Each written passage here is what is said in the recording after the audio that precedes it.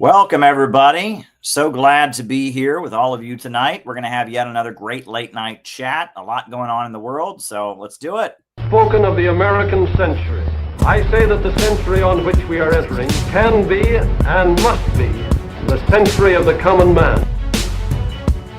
A radical redistribution of economic power.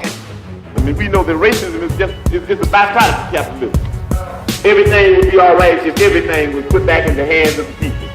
We need a government that will make sure Americans are taken care of and organize the economy to serve the people, not the profits of a wealthy few.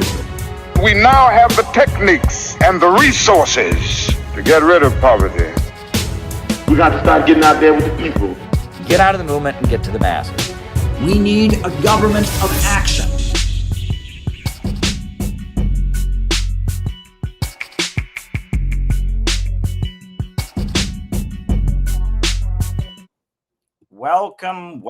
Welcome, everybody. So glad to be here with all of you tonight. And we're going to do yet another great late night conversation. We are live on YouTube. We are live on Rumble. We are live on Facebook. And we're going to follow our normal format, which is first my opening remarks, followed by the roll call, where I call you all out as I see you, names and locations. And then from there, I answer your questions for the remainder of the show. I answer whatever it is that people send in the Rumble rants, or they send in the super chats. You can send questions two ways. You can't send direct super chats on YouTube anymore because they demonetized me. But what you can do is that you can send questions via Rumble Rant, or you can send questions to me via Cash App, Caleb Maupin 22. Both of those are ways that questions can be sent, and it is always fun in the second half of the show when people send questions. It always makes the second half of the show very, very exciting. We always appreciate it. When people are asking questions. So ask me something good, get me talking in the second half of the program. As far as announcements, the big announcement is that this Friday, we are going to see a historic meeting take place in Alaska. And I'm still in shock about it. I streamed about it last night. I'm going to stream about it once again. I am still, I know that all kinds of forces are plotting to make sure it doesn't happen, but it looks like 2 and maybe even 3 world leaders are going to be sitting down. At least President Trump and President Putin, possibly President Zelensky as well, will all be sitting down in Alaska. And I'm hearing, rumors abound, and I'm going to be talking about all this tonight. And, this is really, really important for a number of different reasons. And so we at the Center for Political Innovation, we have called for people to be in the streets, show support for the peace talks in the streets of New York City, or wherever you are, right? We got a rally happening in Chicago. We've got a rally happening in Minneapolis. We've got a rally happening in New York City and in Boston. Looks like there's going to be a small rally in Colorado. Looks like there's going to be a rally in Los Angeles Friday, August 15th, and Saturday, August 16th. It looks like there's going to be a big push. We are just going to try to get as many people out in the streets to support this as possible. And in addition to just supporting the peace talks, we want to raise the Bering Sea Bridge, the peace bridge over the Bering Sea. So we're going to be in the streets. We have an official call that you can find on the CPI website for demonstrations, and just be out in the streets, Russian flags, American flags, support for the Peace Bridge. Thank Tulsi Gabbard, because she's the one who made it happen. It was really Tulsi who made it happen more than anybody. And, this is the time that we've got to make our voices heard. And I'm going to be talking about that a lot tonight. So yeah, that's the big announcement. You can, there's an email address if you want to get involved in the demonstrations, you want to join the Center for Political Innovation. But we'd love to see as many people out there in the streets, and we're gonna try to just show support for this meeting and possibly ending this Ukraine war on August 15th and 16th in the streets of the country. So I hope that you all will join us, and it's going to be important. And shout out to everyone who's working very hard right now in Chicago, in Minneapolis, in Los Angeles, in Colorado, in Portland. There might be a small rally in Portland, in New York City and Boston. Thanks to everybody who's helping us. It's just really, really important that we have a big display of support for ending the Ukraine war, for building that peace bridge. It's really, really important. It is really, really, really important that we are out there now more than ever. Is the time to be in the streets. So thank you, everybody. And now we'll just go on to our regular live stream. And we will talk about what needs to be talked about. But yeah, we'll follow our normal format, which is first the opening remarks, followed by the roll call, where I call you all out as I see you, names and locations. And then from there, I'll answer your questions for the remainder of the show. So if you got something you would like me to talk about in the second half of the program, all you need to do is send me a Rumble rant or a Cash App, Caleb Maupin 22. Those are the two ways to send your questions if you've got them. So yeah, I'm here, and we're just going to do another one of our great late night conversations. That's how we do it. It's 10:39 in New York City, earlier on the West Coast, obviously. And, we are highly anticipating the big events of Friday. Now, I wanted to mention that there has actually been quite an interesting development. There's a lot of speculation about what might take place. I guess we'll start out with J.D. Vance, because Vice President J.D. Vance, he basically laid it all out today, and he said that America is done funding Ukraine. That's big. That no more is the American government going to fund the Ukraine war, and I'm gonna put that on. I'm gonna put that clip on first because I was just really glad to see this. I mean, there's already been a deal that is acceptable to the Russians that's been agreed upon, and we don't quite know what that deal is going to be. We do know that Zelensky is, having a fit on social media. A lot of European countries are really mad at the United States about this, and that something seems to be going on. But this is what we heard from J.D. Vance. This is what he said. It's music to my ears, absolutely music to my ears. But it's surprising. This is J.D. Vance. About weapons, what we said to the Europeans is simply, first of all, this is in your neck of the woods. This is in your back door.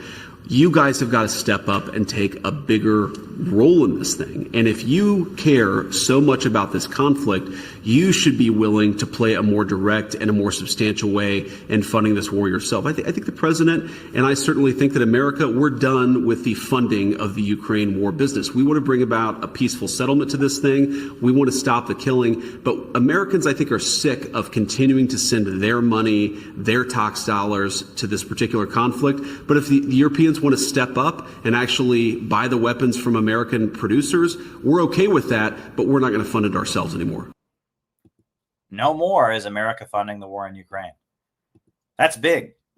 I mean, that is very, very big. For years now, we've been spending hundreds of billions of our tax dollars on this war, and it looks like the spigot of American money, American government taxpayer money, that has been prolonging this conflict, that has caused Ukrainians to be dragged off the street and thrown into the meat grinder, that has just kept this episode of death going. it looks like it's coming to an end. That is amazing. It's about time, but that is absolutely amazing. I mean, look, there's a lot of people saying a lot of different things right now. There are some people that are saying, look, Ukraine, well, how do we know Donald Trump isn't faking them out like he faked out the Iranians? Some people are saying, well, this is just because Trump wants to focus on opposing China. There are other people that say, well, it ain't over till it's over. This is a bluff. There's a lot of different theories floating around right now. A lot of different theories floating around. And we're hearing certain things that seem to be quite inspiring. One of them, is that what we just heard from J.D. Vance. The other is that Russian President Putin is going to Alaska. It was originally going to be in Abu Dhabi or Bahrain, or not Bahrain, but Dubai. But now it's going to be in U.S. territory. The Russian president has not felt safe enough to enter U.S. territory in 10 years. The last time he came to the United States was in 2015 for the United Nations General Assembly. And he hasn't been here since then. It's been 10 years since he arrived. He's been invited to every UN General Assembly, but he hasn't felt safe enough to come until now. This is big. This is very, very big. And the fact that he's willing to enter U.S. territory, part of the United States that used to be part of Russia, right? The USA bought Alaska from Russia. And the most interesting, I must say, the most interesting theories and speculation about what is going to happen came from an analyst who appeared on RT, a guy from Belgium, who's a geopolitical analyst based in Belgium, Gilbert Doctorow. And this is what Gilbert Doctorow said. And this interview, it's 11 minutes, and it is, if this is even remotely true, this guy claims to have some inside information about what's going to happen on Friday. If this is true, we are in a good spot, and oh my goodness, let's hope that this can go through. Here we go. Well, let's discuss this topic now with author, historian, and geopolitical analyst Gilbert Doctorow. Gilbert, thanks a lot for joining us on the program. I just want to ask you, what do you think about this? Your thoughts on the upcoming Putin-Trump meeting? Well, as your colleague at RT said a little bit earlier, this whole event is filled with symbolism, and I would like to unwrap some of the symbolism. While some of my colleagues have tried to parse the language of Mr. Ushakov when he was describing the agreement to meet with the American president, I say that the skills needed for this are not criminology. The skills are those of someone entering the Easter egg hunt. And what I mean by that is that we have to look at who initiated everything that is about to happen. That is Mr. Trump. Mr. Trump is known as a real estate man. And I haven't heard anybody pay attention to what that means in a given instance. So Trump initiated the meeting. That's the first thing. This was Trump initiated. Trump called for the meeting to take place. And basically, he's going to argue that there's a huge amount of symbolism in the upcoming meeting, and that the location, the date. He's going to argue that this is not an accident, that this meeting is loaded with meaning, and he's going to basically lay out what is going to happen. I hope this guy is right. This is what he said, right? This is what we heard from the Belgian guy. Not saying this is going to happen. This is a mind-blowing RT interview where this Belgian geopolitical analyst gives his opinion about what's going to happen on Friday. Here we go. Say that territory will be swapped. That's the least of it. Right. So Trump did say territory is going to be swapped. That's the quote from Trump. There's going to be some swapping of territory. You just pointed out, swapping a little bit of Sumy, a little bit of Kharkov against a substantial amount of land in the Donbass that is not yet occupied by Russians. That isn't a very interesting swap, is it? However, the swap will take place because something else is involved. Now, before I get to that something else involved, I want to look at another symbolism, the date. The date is the 15th of August. To most Americans, that doesn't mean much. To Europeans, it means a lot. To Catholics, it means a lot. The 15th of August is known as the Feast of the Assumption of the Virgin Mary.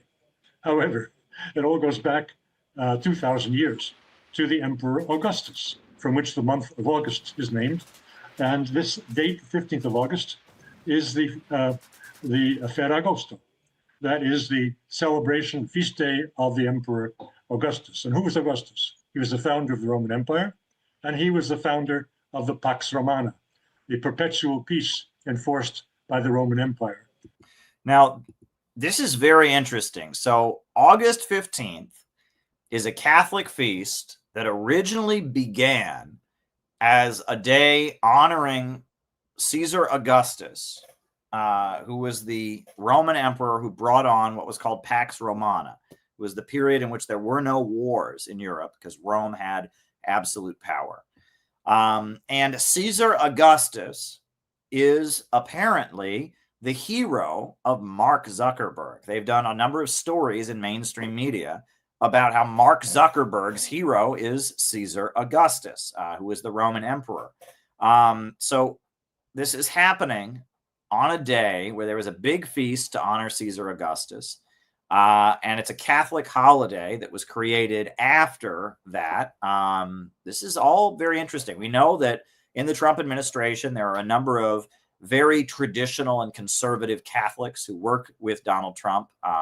Tucker Carlson has a relationship with various traditional Catholics and conservative Catholics. Joe Biden launched, FBI investigations of traditional Catholics. And it seems like there are a lot of conservative Catholics around Donald Trump who would know that August 15th is a day of religious significance. And on top of that, we also know that among the American elite, Caesar Augustus and Pax Romana is widely studied, right? After the fall of the Soviet Union, they called it Pax Americana. They said, oh, we're going to have Pax Americana, just like Rome was the one superpower. There were no wars anywhere in the world because Rome was in charge. We're going to have Pax Americana. Well, that didn't work out too well, did it? Iraq, Serbia, in the 90s, it was anything but that. But that's what many people thought would be the case, right? Candace Owens is also a traditional Catholic. And so this is very, very interesting. Very, very, very interesting. They picked a date of very significant, for Catholicism, very significant for Roman history. Let's continue, right? This first bit, who knows? Maybe they just picked the date, but it gets better. Just keep watching. Mr. Trump is today's Emperor Augustus, and he would like to be known for his Pax Trumpiana. The point is that the day was not arbitrary. It's highly symbolic. The place was not arbitrary. It's highly symbolic. And the fact that it's only 2 miles away from separating Russia and the United States is coincidental, but not decisive. What is decisive is how did this territory become American? I haven't heard a word about that. By the way, it was bought. It was bought. It was sold by the Russian Tsar, and it was bought by the Americans. That is true. Alaska used to be part of Russia, and America bought it. They called it Seward's Folly, right? And they made fun of this guy Seward, who was a member of Congress or something, who promoted it. And they said, oh, he wasted all this money. The USA bought Alaska from the Russian Tsar. And they said it was a huge waste until they discovered gold in Alaska. And then they stopped calling it Seward's Folly because they said, oh, it's loaded with gold. And so they have gold. And there's actually a number of Russian folks who still live there, and there's, there's a lot of Russian influence in Alaska, even to this day. The Yukon Gold Rush and all of that. So this is, Trump's already said that there's going to be swapping of territory, and he picked a date for the meeting that has religious significance to Catholics, also has significance to the Pax Romana, right? It's the day that was created to honor the Pax Romana. And he's using a piece of land that the USA bought from Russia. Very interesting. That's what we're going to see now in Ukraine, and nobody's saying a word about it.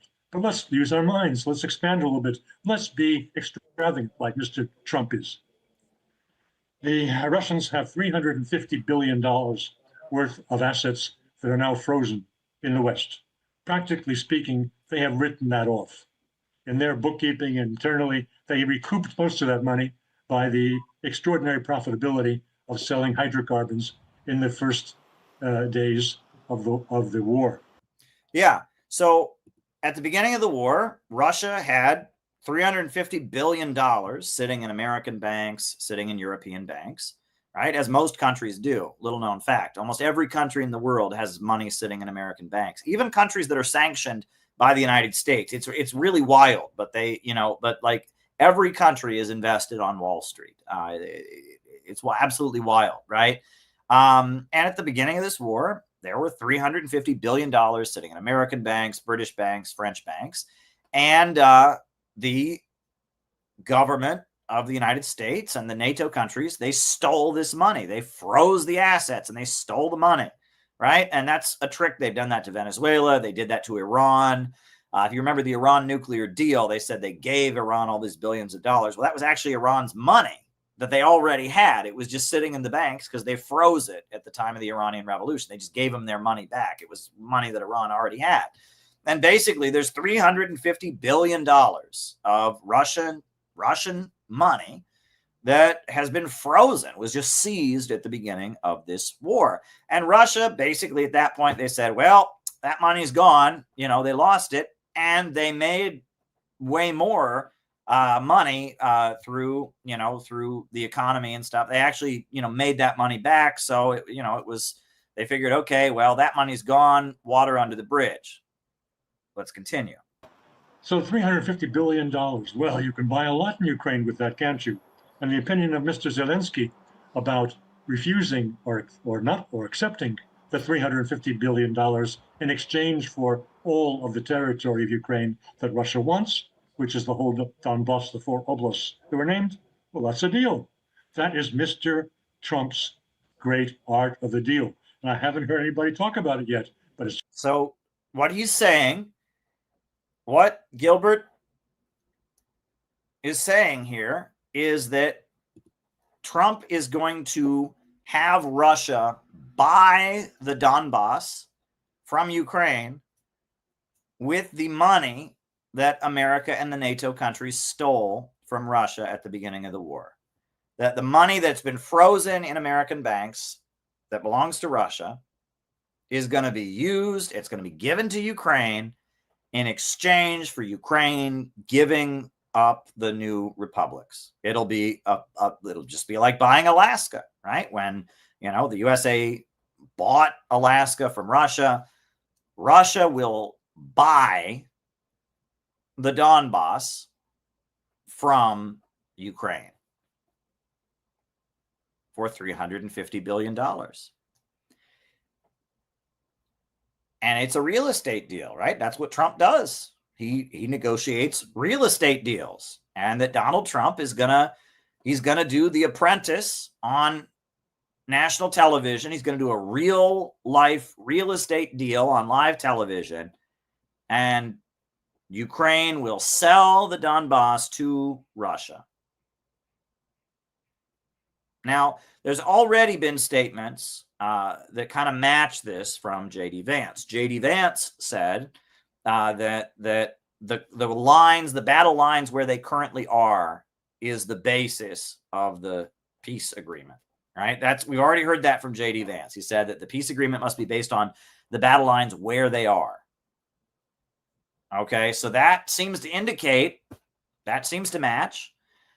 The battle lines where they are will be the basis of the peace agreement. And now Gilbert Doctorow, he's saying that Ukraine is going to buy, that Russia is going to buy the Donbass from Ukraine.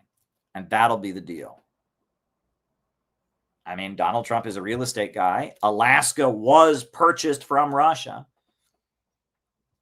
This seems very plausible. It's a bit more plausible than the date thing, right? I was the Roman Empire thing, Pax Americana, Catholic feast thing. Not sure I buy that. That's a little bit of a stretch. But this seems very, very plausible to me. Laying their low-hanging fruit in front of our very noses. So I expect that there will be a deal. And I expect that whatever Mr. Zelensky thinks, if he doesn't like it, he'll be overthrown at once, because the Ukrainian people would like to have that money to rebuild. Well, that's true. Zelensky is hanging by a thread at this point. The Ukrainian people are mad at Zelensky. Zelensky was voted into office to prevent this war. He failed to do that, and we've seen members of the Ukrainian military and population threatening to remove Zelensky. Zelensky is on his way out. That's pretty clear. Everyone's pointed that out, and that Zelensky kind of needs this war to keep going in order to not be pushed out of office and prosecuted for corruption. He's kind of like Netanyahu, where he has to keep the war going for his own political gain. But if Zelensky doesn't agree to this, then the Ukrainian people and the Ukrainian military might just remove him, because they've already lost the war and their military is falling apart. And they're dragging 60-year-old men off the street and disabled people and all this. This is interesting. I find this very plausible that Trump is going to set up a real estate deal in Alaska, and the money that belongs to Russia that's in American banks will be unfrozen, and Russia will use that money to buy the Donbass from Ukraine. Well, that's a fascinating take, to be honest, about Augustus. And of course, you have a deep understanding of the history of Alaska and Russian-U.S. relations, obviously. But I want to ask you, why do you think Zelensky himself, all things considered, wasn't invited to this summit in the first place? His opinion is not wanted, because the decision at the end will not be his. It will be the decision of the Ukrainian people. Yeah, well, at the end of the day, Zelensky's never really had any power, right? And that's been very clear. Zelensky got elected to stop the war and then found out he had to do the war. Ukraine is just a colony of NATO, right? It lost its sovereignty in 2014 when Viktor Yanukovych was toppled, and they installed a fanatically anti-Russian government that was brought into power by the European Union, by Victoria Nuland. Ukraine lost its sovereignty. Zelensky doesn't really have the power. He's just the public face of a crusade against Russia. So if Trump wants this deal to go through, right now we're hearing noise from the European Union countries, but they can't pay for this war on their own. They can't, right? They can't, right? You think, okay, right? The United States pulls all its money out, but Belgium and France and Italy are going to pay for this war to keep going? I don't think so. It looks to me like they're going to have to take this deal. And yeah, maybe Zelensky won't take it and he'll be overthrown by the military. But Ukraine has run out of people. Ukraine has run out of resources. And America's money is about to be pulled out. It's over for Ukraine. It's over. And Ukraine better sign a deal, or else it's just going to get worse. Either he goes with what the polls are saying, which is that 70% of Ukrainians now want the war to end, or he'll be overthrown. So to invite his opinion is useless. In fact, it's counterproductive. The parties, the United States and Russia, will tell him what his deal is. The Ukrainian people will go for that deal because it's fantastic for them. And that will be it. Whether Zelensky stays or goes, that will be his decision. But it will have no influence on the outcome of this war. Well, you mentioned the art of the deal, how obviously Trump is approaching this as a businessman in large part.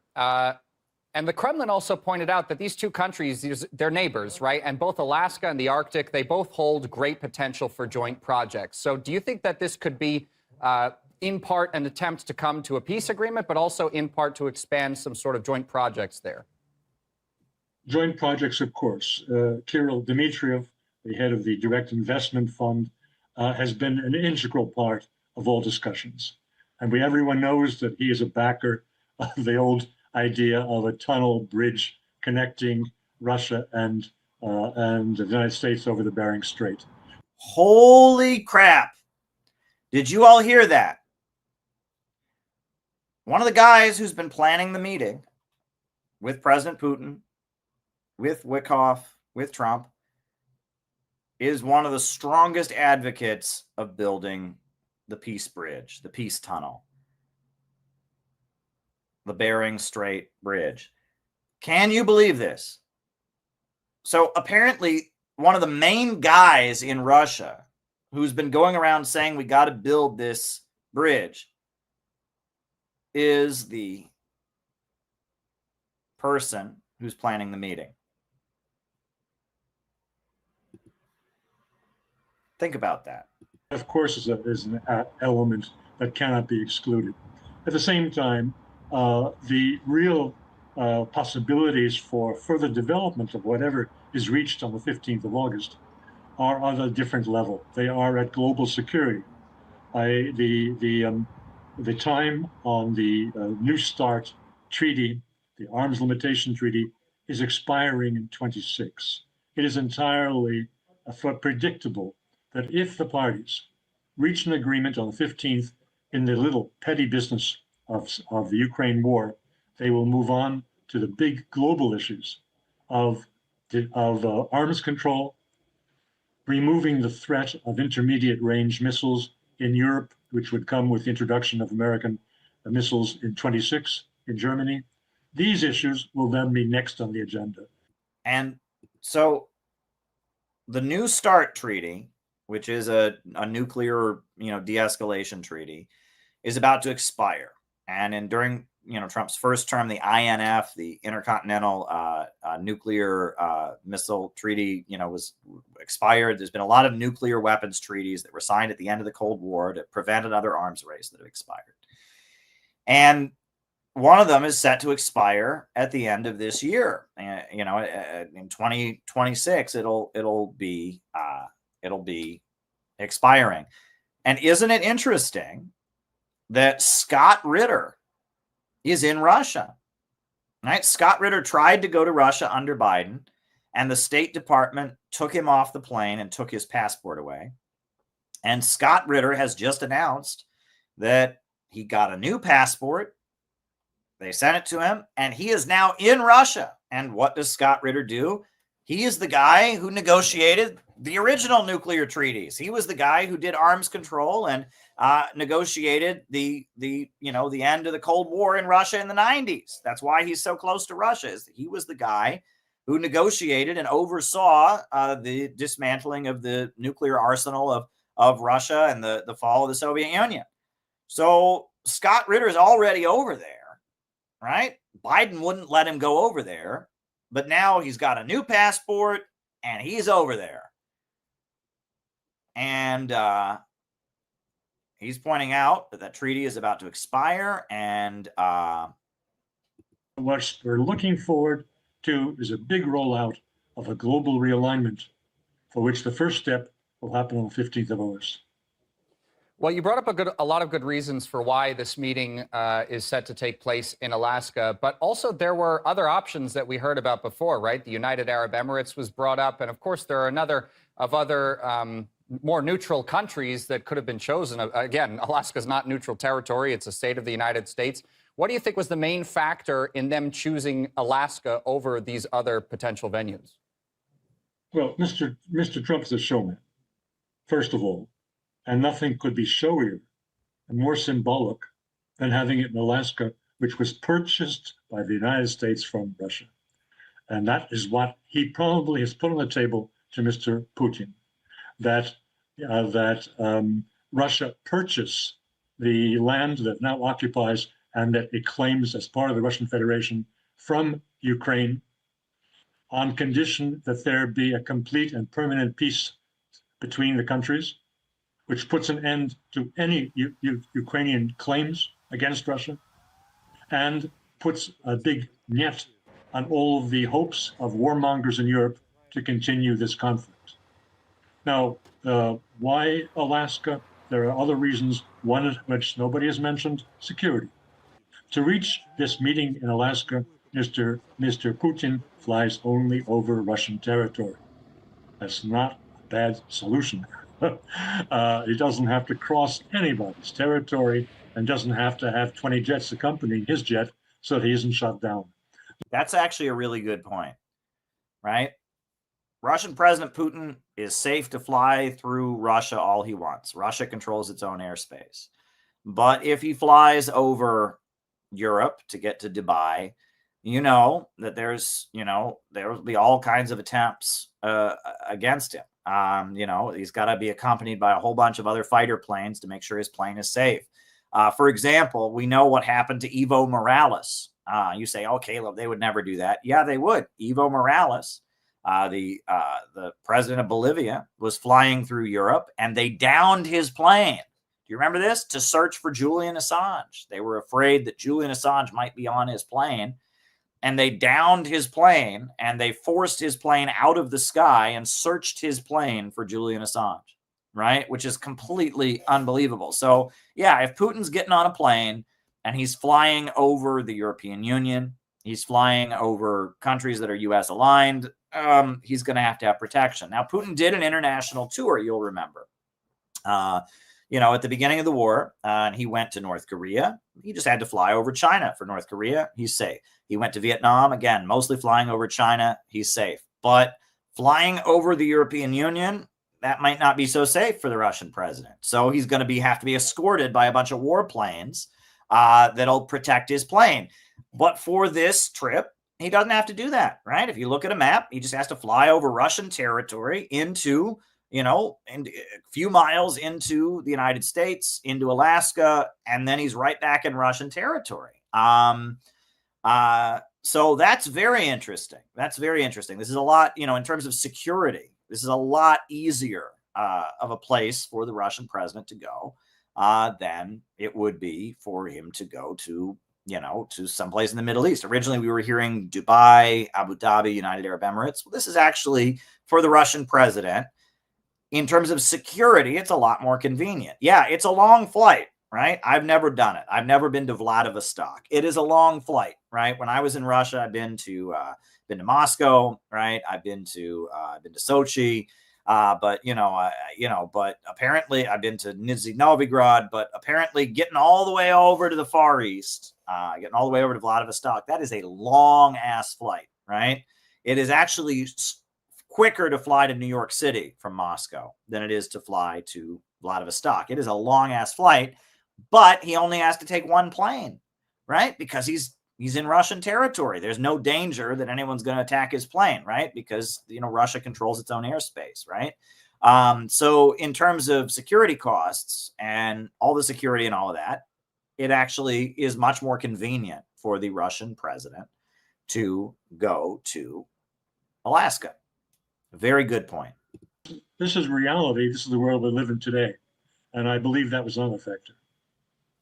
All right, well, we have a little bit more time left, but if you could give me a pretty short answer to this next question, right? Donald Trump ran on peacemaking. I mean, the Ukraine conflict was one of the main things that he said he was going to fix during his campaign trail, but he's put a lot of things on the back burner in terms of things he promised on the campaign trail. So let's say this is done with in Alaska and a peace deal is reached, where do you think Trump is going to go next in terms of promises that he made on the campaign trail or different foreign policies that he's looking to establish? The big outstanding contradiction to his peace mission is, of course, the genocide in Gaza. And that is an issue that will not go away even after this deal is signed or is reached on the 15th of August.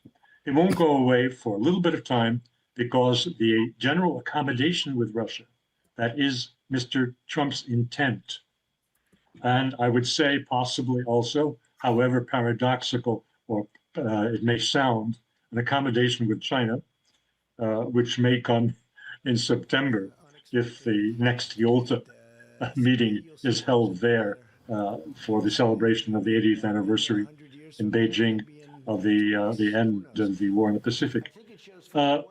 These accommodations have to go through Congress. And Mr. Trump is very dependent in Congress on the Zionist majority in both houses, pro-Zionist. The people say the Israeli lobby, well, Israeli lobby was a factor, but there are also other factors. There are these born-again Christians who are Zionists also.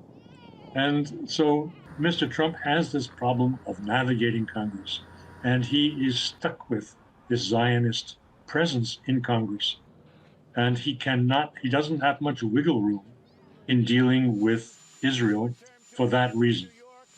For this very reason, it is incumbent on Europe to do something and to take a lead and do something of importance on the world stage and not just kick the tires about Trump's policies here and there. So Europe has a great opportunity to lead peace in Palestine. I hope they take it. Mr. Trump, unfortunately, because of political realities, cannot do that on the other burning issue of world peace. All right, Gilbert Doctorow, author, historian, and geopolitical analyst. Thanks a lot for joining us on the program. Now, that interview was very, very interesting. His theory is that Donald Trump is going to basically arrange a real estate deal, and he's using Alaska because just like Alaska was purchased from Russia, he's going to arrange for Ukraine to sell the Donbass to Russia, and that the frozen money in American and British and foreign bank accounts will be released for this to happen, and that will be the end of the war. And that will then open the door to joint economic cooperation, because apparently the main advocate of building a bridge over the Bering Sea, the main advocate of doing that is somebody who's planning the meeting. And this will be the launching of economic partnership between the USA and Russia, in particular in the Far East region. Now, folks, look, I don't know what to say. What is this image? Where did this image come from? Right? Do you recognize this? Right? Do you recognize this image? Well, you should, right? If you're somebody who follows this YouTube channel, you'll notice that we were at the inauguration of President Donald Trump. We attended the inauguration. And when we were at the inauguration, we unfurled that banner. I'll show you. Gabby was the one working that banner. We had, I think Gabby and Penny were with that banner, and we were, and not we. I went back and forth, but Noah was working the banner of the. So yeah, this was us at the inauguration. Pouring into. And as you'll see, we had multiple banners. We had two different banners. One was our Trump Kim banner, "Only Peace Can Make America Great Again." And there's Briggy, and there's Peter Coffin and Noah, and then there is Gabby, right? Gabby, and Penny, and they were with the Peace Bridge banner, right? There's Pray for America. We need to make our country great again. We need to take over. The people need to take over to make our country better again. There's Gabby. I hope Trump can help us with that. There's Gabby, as thousands of people were pouring into the inauguration. There's Gabby on the bullhorn in front of the Peace Bridge banner, calling for the Bering Sea Bridge to be created, the USA and Russia to connect over the Bering Strait, over the Bering Sea. We were doing that at the inauguration because we thought there was hope. And why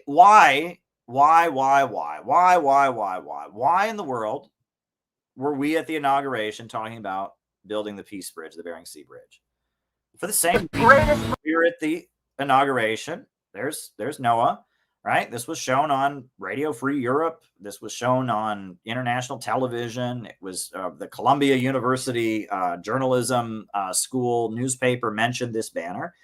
And the reason that we were there is because Donald Trump went and met with Kim Jong-un, which was a huge step forward. He became the first sitting president to ever visit North Korea while in office.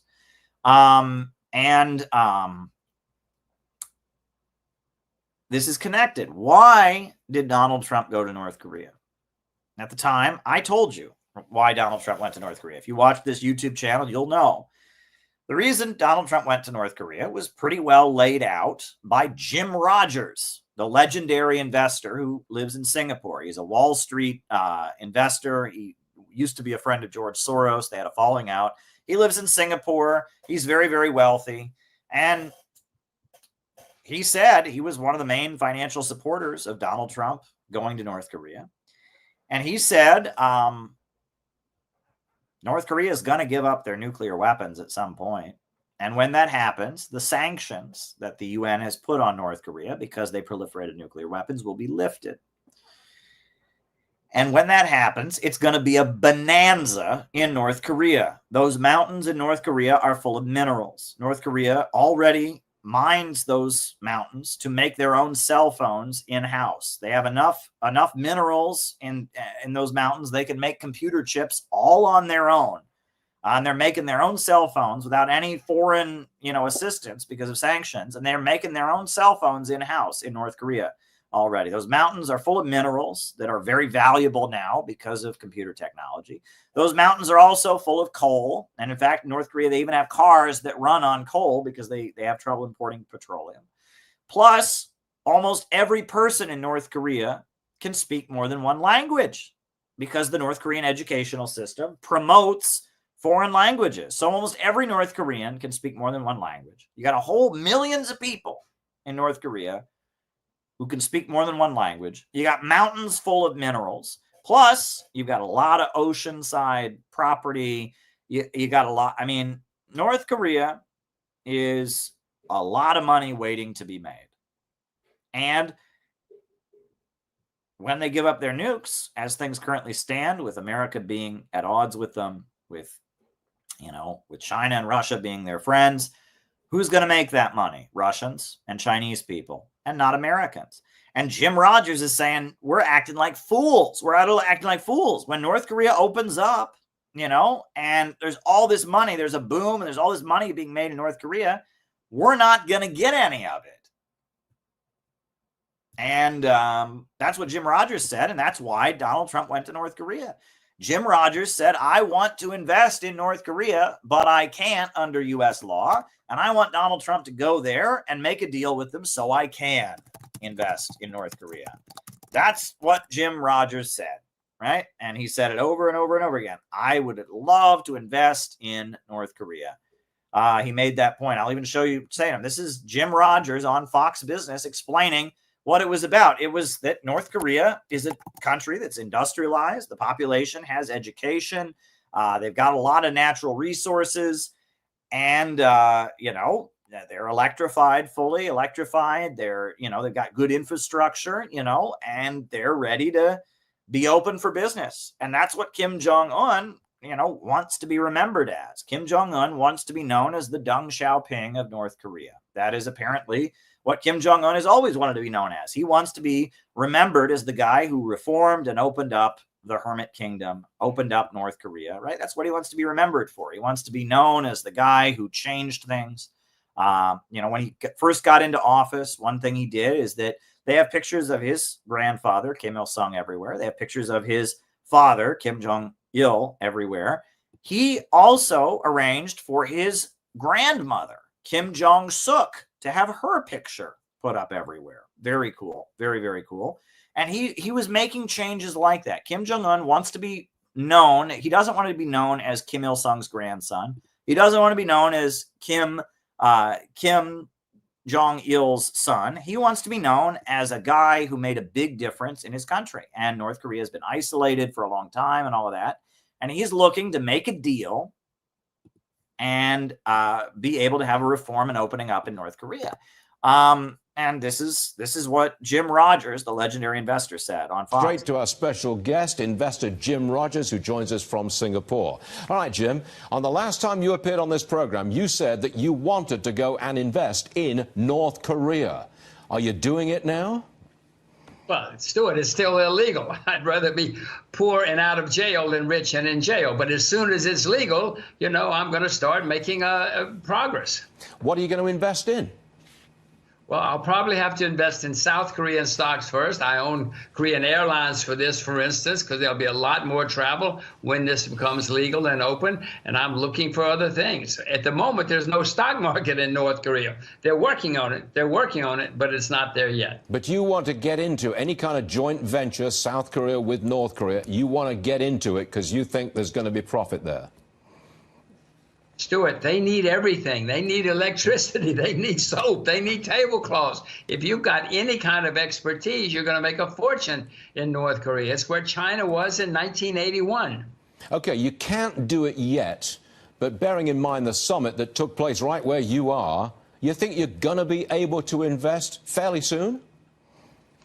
Well, Mr. Trump says we are. Mr. Trump says everything's going to change very quickly. I hope so. The problem, Stuart, of course, is the Chinese are pouring in. The Russians are pouring in. There are a lot of people that are pouring in while us citizens of the land of the free are sitting here looking out the window.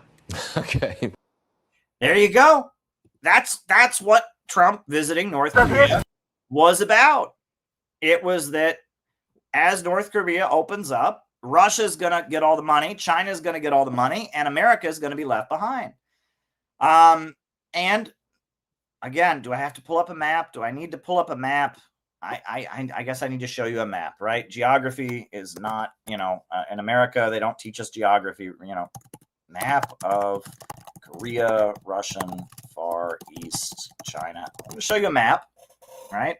With Alaska, with, Korea, the Russian.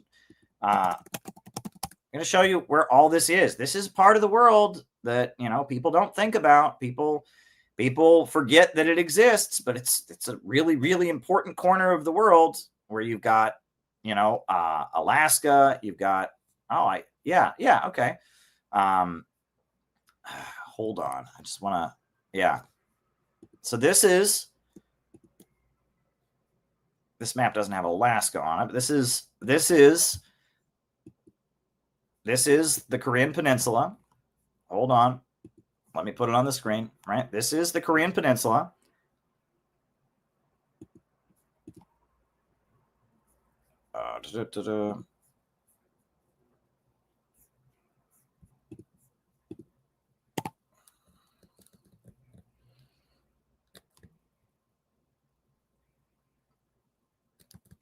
Hold on. Just let me put this image on the screen.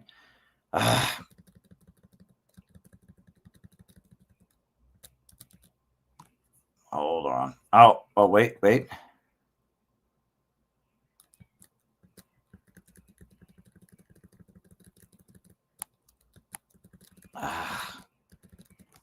Don't you hate it when the computer software is not cooperating? All right, we'll export. We'll call it map Korea. So this is video image.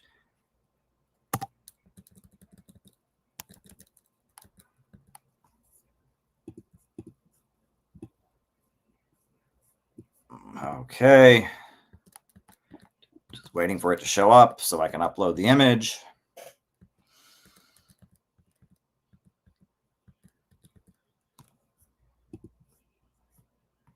Okay.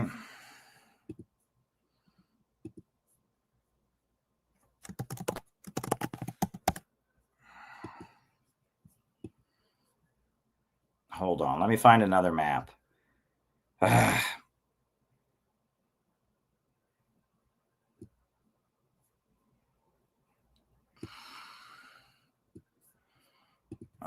Sorry about that. I should have gotten my maps prepared ahead of time.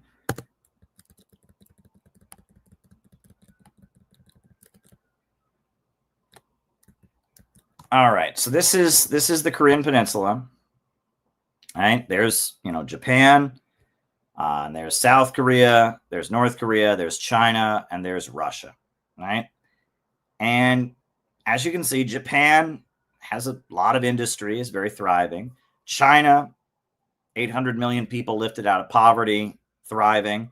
Russia, right up there, thriving.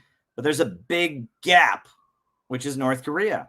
And there's actually a railway. I don't know if you know this. There's a railway that goes from the bottom of South Korea all the way up into North Korea, except nothing can go on it because of the sanctions. So there's no trains that go on it.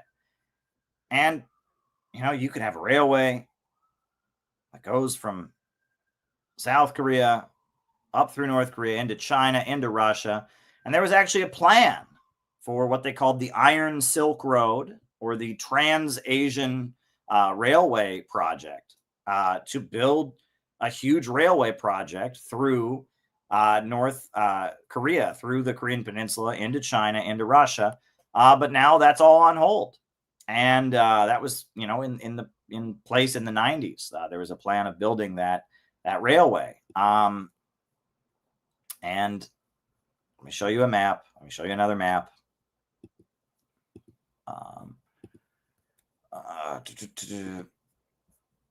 Let me get you another map.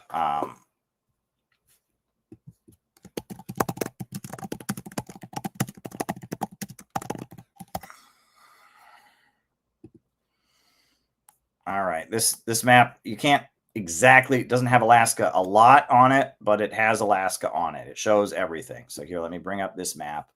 All right.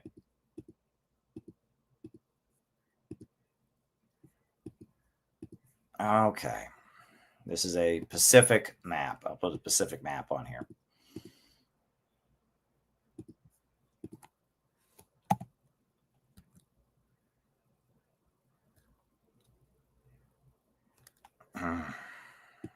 Or maybe I won't.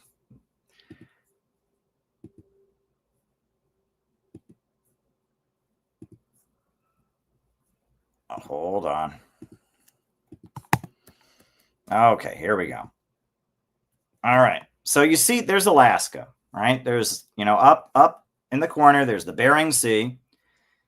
And on one side of the Bering Sea is Alaska. On the other side is the Russian Far East. And then if you go a little bit south, you get to China, and there's North Korea and South Korea, and there's Japan.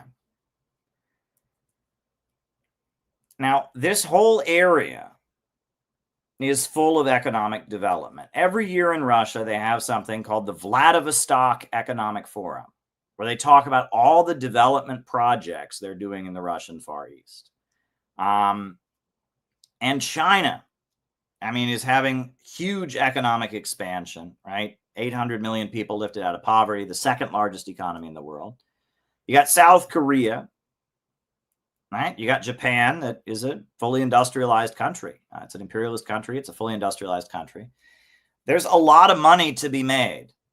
Now, if you could understand what connecting Russia over the Bering Sea, right? If you could understand what it would mean in terms of economics,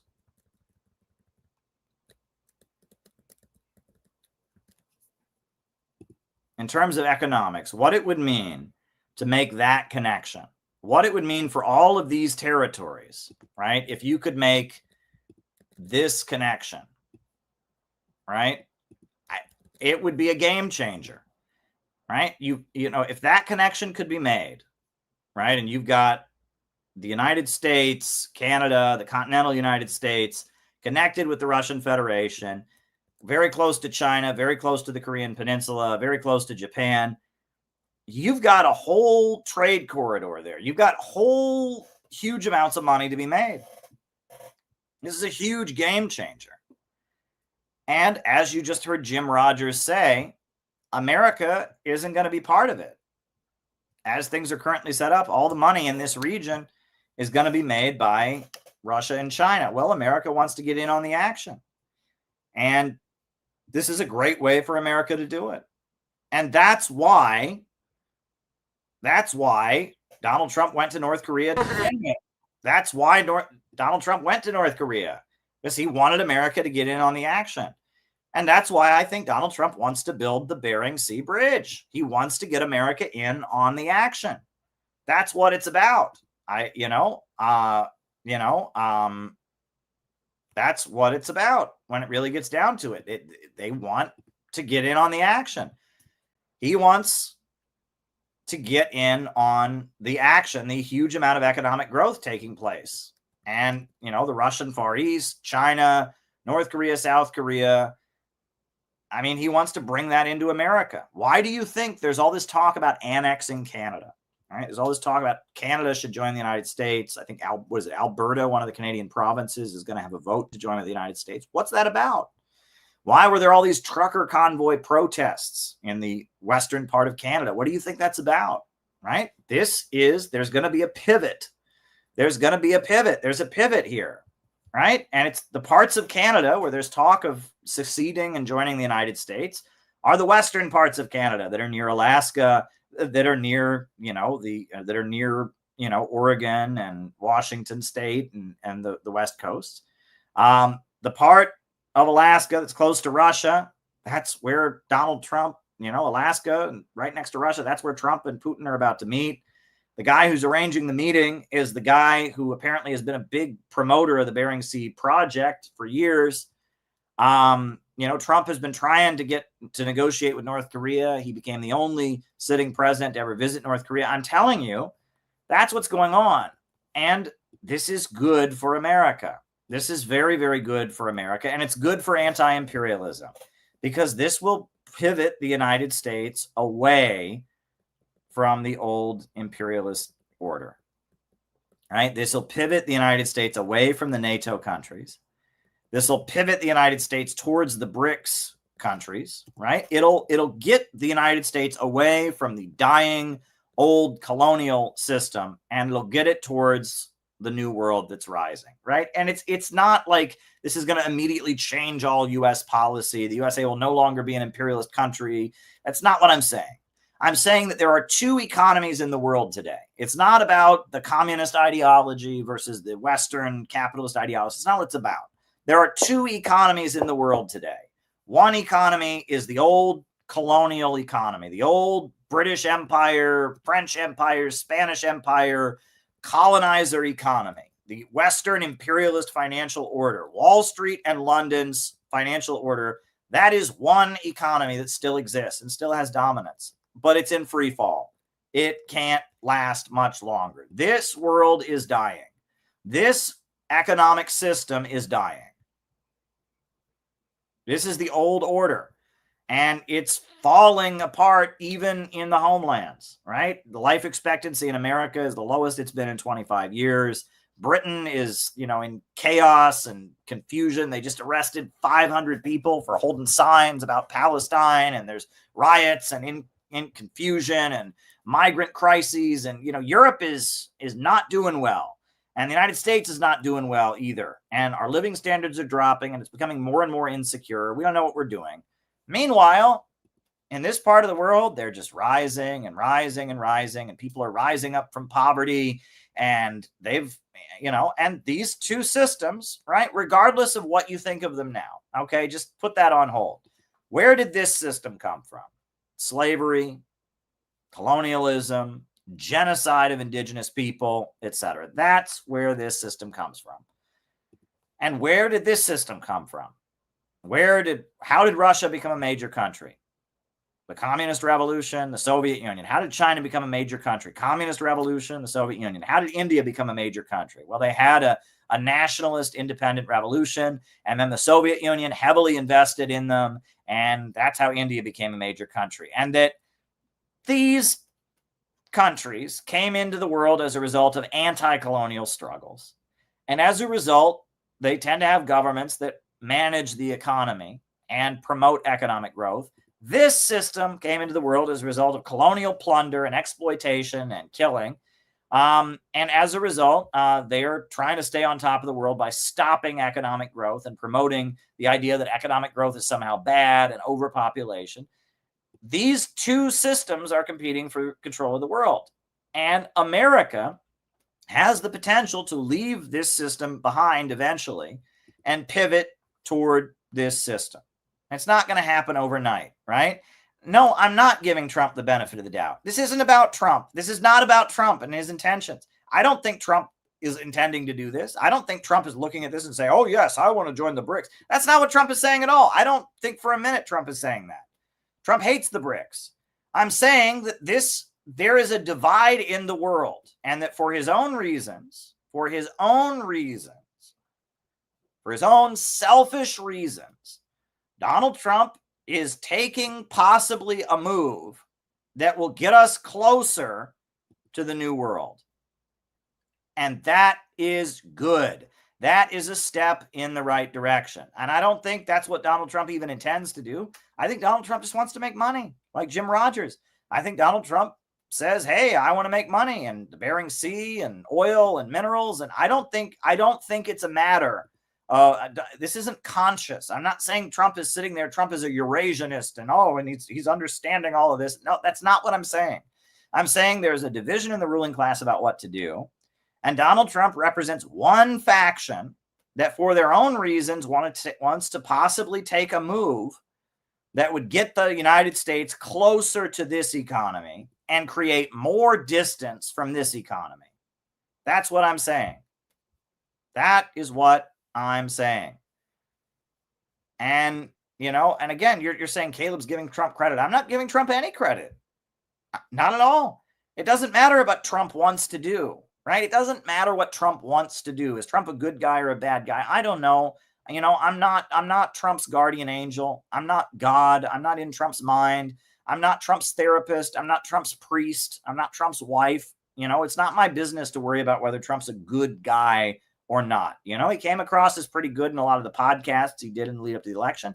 He also killed Qasem Soleimani. That wasn't good. He also faked out Iran and attacked them while they were supposed to be negotiating. So, I don't know. There's plenty of things that would make me think Trump is not a good guy. There's plenty of things that would make me think Trump is a good guy, but it doesn't really matter. It's not about whether Trump is a good guy. It's about the fact that Donald Trump realizes that his faction can make a lot of money if they move towards this and if they take steps that will get us closer to this economy. Whereas there are huge Wall Street think tanks like the Council on Foreign Relations and the World Economic Forum and all of that are determined to keep this dying, dead-end financial order in power no matter what. And they don't care. They're not interested. They want the living standards to go down. They want to drive down the human population. They're willing to have World War III. They are determined to keep this order intact no matter what. And Donald Trump, for his own selfish reasons, is possibly going to take moves that'll get us closer to that. And we should support that. We should support that. That's what I'm saying. And I think it's pretty basic and pretty simple. And if you make it, I think the people in AA, they have a saying, they say principles before personalities, right? And this is about principle. The only future that America is ever going to have is joining with this world economy.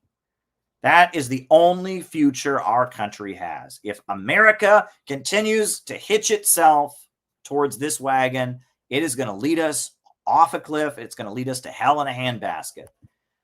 And the whole purpose of the Center for Political Innovation, this was the main banner that we had on our stage at the convention. Long live the great unity of the people of the world, trade, not war and sanctions. That is the banner that we had on our stage. Why did we have this banner on our stage? Because our whole purpose is to build a new America that'll be part of the new economy in the world, to get America out of globalism, imperialism, and instead to get America to be part of the new world that's emerging, to demand a government of action that will fight for working families, to reject the low-wage police state, to reject the danger of a new world war. We want a government of action that will fight for working families. We want to join the new world that's arising. We want to reject capitalism, globalism, imperialism. That's what we're about.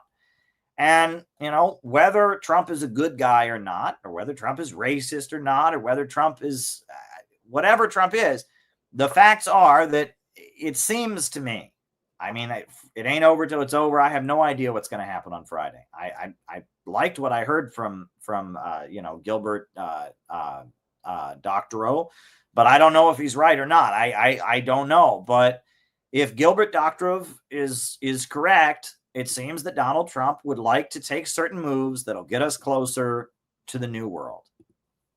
And if you're genuinely anti-imperialist, that's what you should want. It's that simple, right? The imperialists are determined to keep their system intact at all costs, whereas this is the new world, and the only future we're going to have as a country, the only way we're going to see our living standards go up and our economy start to build and construct is if we join the new world. And so I am excited that hopefully on Friday, we will see the United States make peace with Russia, lift the sanctions on Russia, start talking about building the peace bridge, and transition closer to peace with Russia. Now, I wanted to give you, there's another sign, right, that this might be the case, and that is that the speakers on the DMZ have been taken down. South Korea took down the speakers that have been blasting propaganda into North Korea. North Korea took down their speakers that have been blasting into South Korea. And they took the speakers down. North Korea and South Korea are suddenly being more friendly to each other. And North Korea has soldiers that are fighting in Ukraine on the side of Russia. And so if North Korea and South Korea are anticipating things getting better, that leads me to believe that things between Russia and Ukraine, things between Russia and America are also going to be getting better soon. That's what I believe. Right? And that's just a fact. Now, he says he's trying to get us closer to Russia in order to peel it away from China. Well, that's not going to happen. Yeah, that's just not going to happen, my friend. Maybe that's what he wants to do. I mean, there's a number of conservatives, right-wingers, who have openly stated that that is their goal, but that's not going to happen. Why? Because China and Russia are economically tied closer than ever. They're a match made in heaven because of the fact that China has a huge industrial base, but desperately needs to import oil and natural gas. And Russia has a huge amount of oil and a huge amount of natural gas. And so, maybe that's what he wants to do, but it's not going to happen. The USA has huge sanctions on both Russia and China, and Russia and China are right next to each other. And if you're China and you need to import a bunch of natural gas, are you going to get it all the way from America? You're going to get it from Russia. And if you're Russia and you need to sell somebody some natural gas, are you going to sell it all the way over to America, where we have a bunch of natural gas and oil of our own? You're going to sell it to China. The idea of pulling Russia and China apart, yeah, that worked during the 70s when China didn't have industry, when China's economy was very weak, when China was still an underdeveloped country. Yeah, when China barely was using any oil and gas, yeah, that worked. And David Rockefeller was one of the biggest supporters of doing it because they started selling American oil to China, right? When Nixon went to China, David Rockefeller was a big supporter. And Henry Kissinger, the geostrategist, and Zbigniew Brzezinski, both of whom were from Rockefeller think tanks and were funded by the Rockefellers, the Trilateral Commission. They were the ones that pushed it. But this is not 1970. Now China is a huge, huge power. They import huge amounts of oil and gas to run the world's largest industrial machine. They have huge factories and huge millions of people rising up from poverty. They've paved roads in every corner of the country. And whereas, Russia is a country that now is an oil and gas exporting country. That's what they became under Putin's leadership. They became an oil and gas energy giant. So the idea that you're going to convince Russia to stop selling oil to China, stop selling natural gas to China, they're not going to do that. That would be economic suicide. The idea that you're going to tell China, stop buying oil and gas from Russia, that would be economic suicide. They're not going to do that. So the idea that you're going to pull Russia and China apart, it's like, I suppose it could technically be possible, right? But it's not going to happen. The ruling class doesn't care whether it's going to happen or not. So then why do you care, right? That's the point, right? If Trump makes peace with Russia because he's under the illusion that maybe he can pull them away from China, who cares? I don't care what his intention is. He's not going to be able to do it. Like, this is where I don't get it, right? And it's not just you, Telestellar. It's okay, so you're saying this isn't going to happen. So why are you worried that they might be trying to do something that's not going to happen, right? This is the big thing. All the people in the chat that are telling me, well, Trump is bad, Caleb, Trump is bad. Who cares? All the people in the chat saying, well, Trump wants to pull Russia against China. Who cares? Who cares? Right? If you were starving on the side of the road and someone gave you food, and they gave you food because they are a Satan worshiper, and in the satanic religion, they have give poor person food day. Would you refuse to take the food because, I'm not going to take food from a Satanist? No, you eat the food and you might say, well, I don't agree with your Satanism, but if you're just desperate and starving on the side of the road and you're going to die if you don't get food, if someone gives you food because they're a Satanist, it doesn't really matter. You're going to eat the food and then you can be rejuvenated and you can go out and fight Satan without that food. But, Trump might have the most horrible intentions. It doesn't fucking matter. This isn't a game of trying to win people's good intentions. This is a game of trying to save humanity from World War II. This is a game of trying to save our country from economic, destruction. I mean, and all the people that are concerned about Trump's intentions, who cares? Who cares, right? If people do good things for bad reasons, and good things happen as a result of it, who cares, right? I mean, folks, we're not in a position to, sit here. And that's the thing is it's like, so far, nothing good has come from Trump's presidency. I mean, the only good thing that Trump has done so far is pull the U.S. military out of the Red Sea. That was a good thing he did. He bombed Yemen a whole bunch and killed a bunch of Yemenis first, and then he pulled out. That's really the only good thing that Donald Trump has done. He handed over the Red Sea to the Houthis. That was good. Other than that, Donald Trump hasn't done any good thing since he's taken office. He's done a lot of horrible things. The El Salvador stuff and the ICE raids and going after the Palestine protesters and bombing Iran. And, Trump has done horrible things, okay? Wouldn't it be nice if Trump actually did a good thing? Wouldn't that be nice if Trump, for some reason, maybe for bad reasons, Trump did a good thing?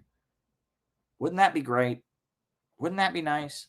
I mean, we're not in a position to inspect our leaders' intentions. That's one thing. The people in the chat are like, Caleb, you're being naive about imperialism.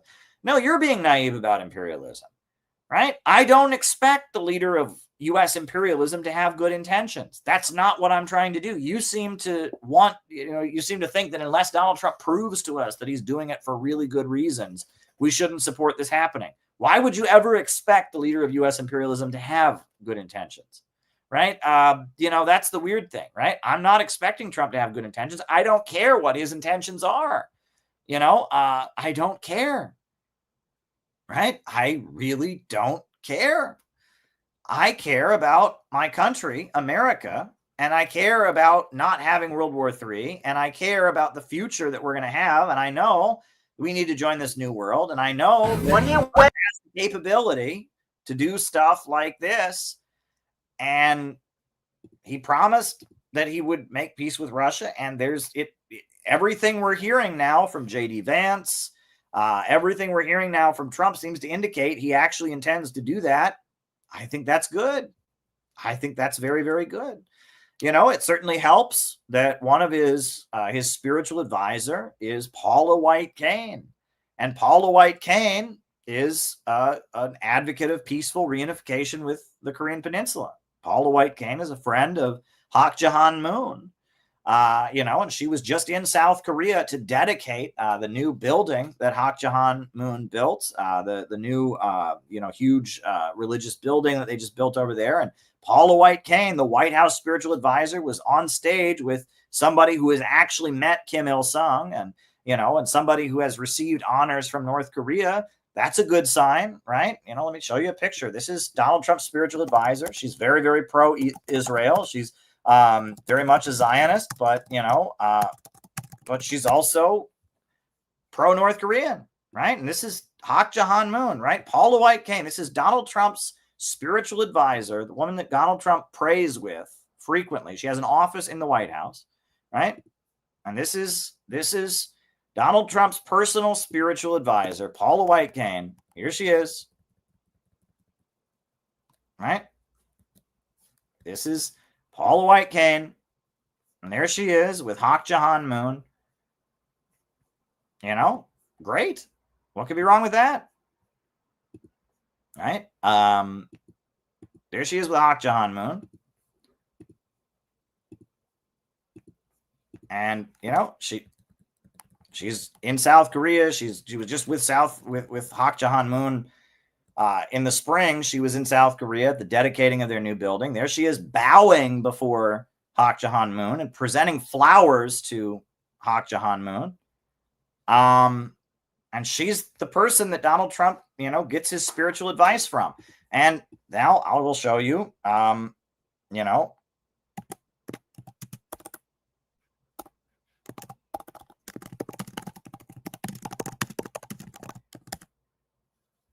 this is that very person. This is that same person that you just saw Paula White Cain bowing to. Right? This is that exact same person that you just saw Paula White Cain bowing to. Here she is. This is her.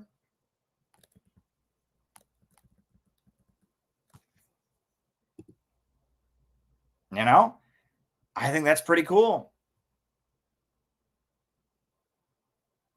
I think that's pretty cool, right? This is Donald Trump's personal spiritual advisor who has an office in the White House, who prays with Trump every day. They begin the meetings with prayers led by Paula.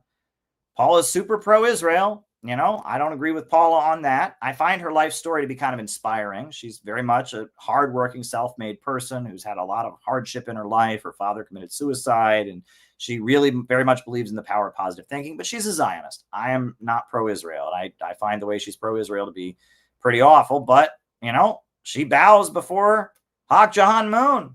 And there's Hak Jahan Moon hanging out with Kim Il-sung.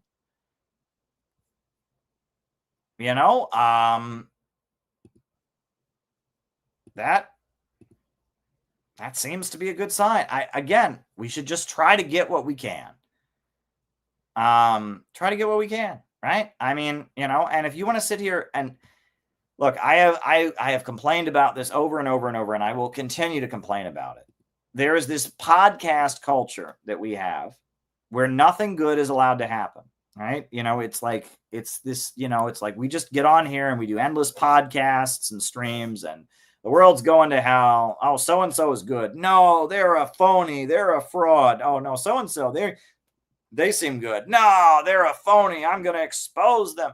So many YouTube videos that are about, so I looked into something and it's a fraud. It's a scam. And so I decided to expose it. And this is Khrushchevism. I wrote a book about it, right? This is the Khrushchevist mindset. It's a cookbook, right? It's a cookbook, right? The Twilight Zone classic episode where the aliens come to Earth and they're super nice and they're feeding people and they have a nice book that they wrote. Oh, why are you feeding the people? Why are you being nice to them? It's to serve man, to serve man.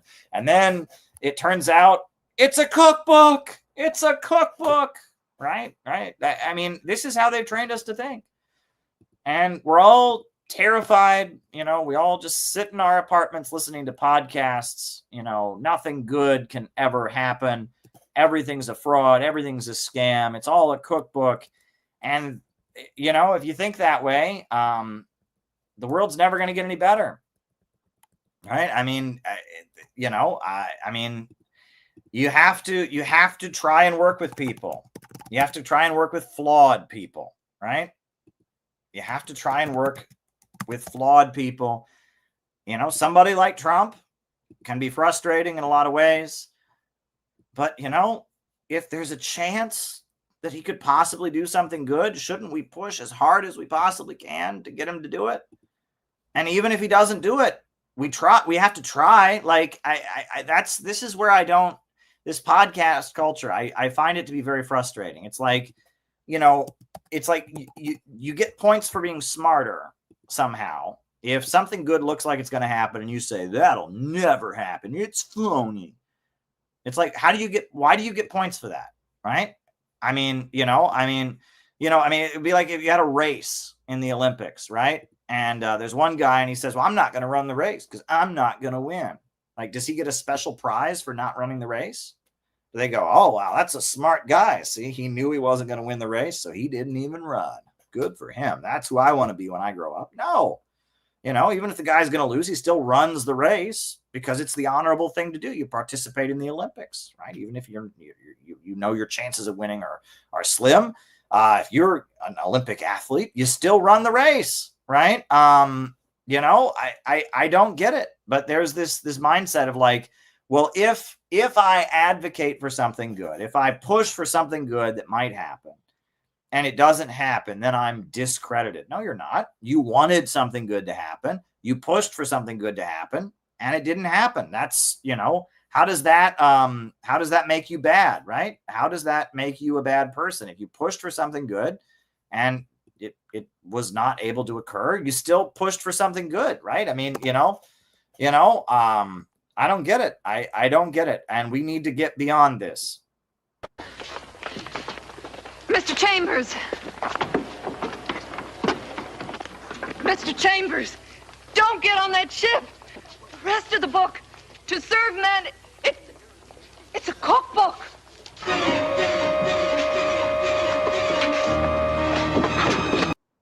Yeah, I mean, that's what they've got us all thinking, right?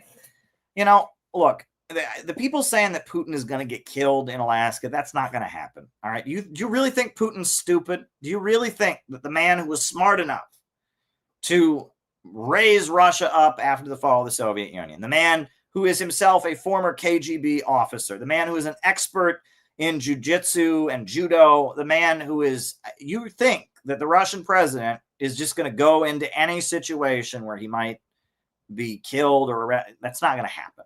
All right. Come on. Right. I mean, you really think that, right? You know, Putin, he's been smart enough to raise Russia up from poverty. He's been smart enough to, stand up against world leaders. There have been all these coup attempts and all this, but then the one day Trump said, come to Alaska, and he just went to Alaska and they got him. Come on. Really? Really? Really? You really think that there would be any way that Putin would go to Alaska if there was any possibility of his personal safety being in question? I am insulted. I am insulted by the people that are saying that. No, people are saying that. This is all over Twitter, right? And I am insulted. I have been in the room with Russian President Vladimir Putin. That guy, there's just something about him. Like the way he moves his body, and he is just completely smooth, and he's a genius. He's an economic genius. He's a political genius. If you think that he would be so stupid as to go and sign an agreement and be tricked into getting grabbed by the International Criminal Court or something, you are completely out of your mind. All right. Yeah, I'm sure if Biden had invited him to Alaska, he wouldn't have gone. But yeah, I think that he's going there with the understanding that he is very safe. And the people saying that, it's just like, give me a break, right? Give me a break. Like that just takes the cake. Oh, Putin shouldn't go there. They're going to grab him and kill him or something. No, they're not. No, they're not. Putin would never go anywhere, would never even consider going to any meeting where his security wasn't protected. And come on. All right. That's the first one. Second, right? The people that are saying, well, nothing's going to come out of this. Well, okay, maybe nothing will come of it. But our job is to be in the streets as loud as we possibly can, saying we want something to come out of this. The Ukrainians are going to lose their minds. All the chicken shit Ukrainians who came to America rather than go and fight in Russia, all the chicken shit Ukrainians who, if they really believe in this war, they should go die. They should go fight on the front lines. They're dragging old people and senior citizens out of their homes to fight this war. The Ukrainian Americans who are always out there, screaming at anyone who doesn't want World War III with Russia, they should go to Ukraine and fight. Right. It's so wild. On CNN, they'll show a crowd of Ukrainian guys waving flags. They're all draft dodgers. Right. None of those guys is sincere. Right. They're all, I'm a Ukrainian. I hate Putin. Oh, my people being killed. You traitor America if you do not support bombing war with Russia. It's like, why are you here? Why the fuck are you here? You're a draft dodger. Right.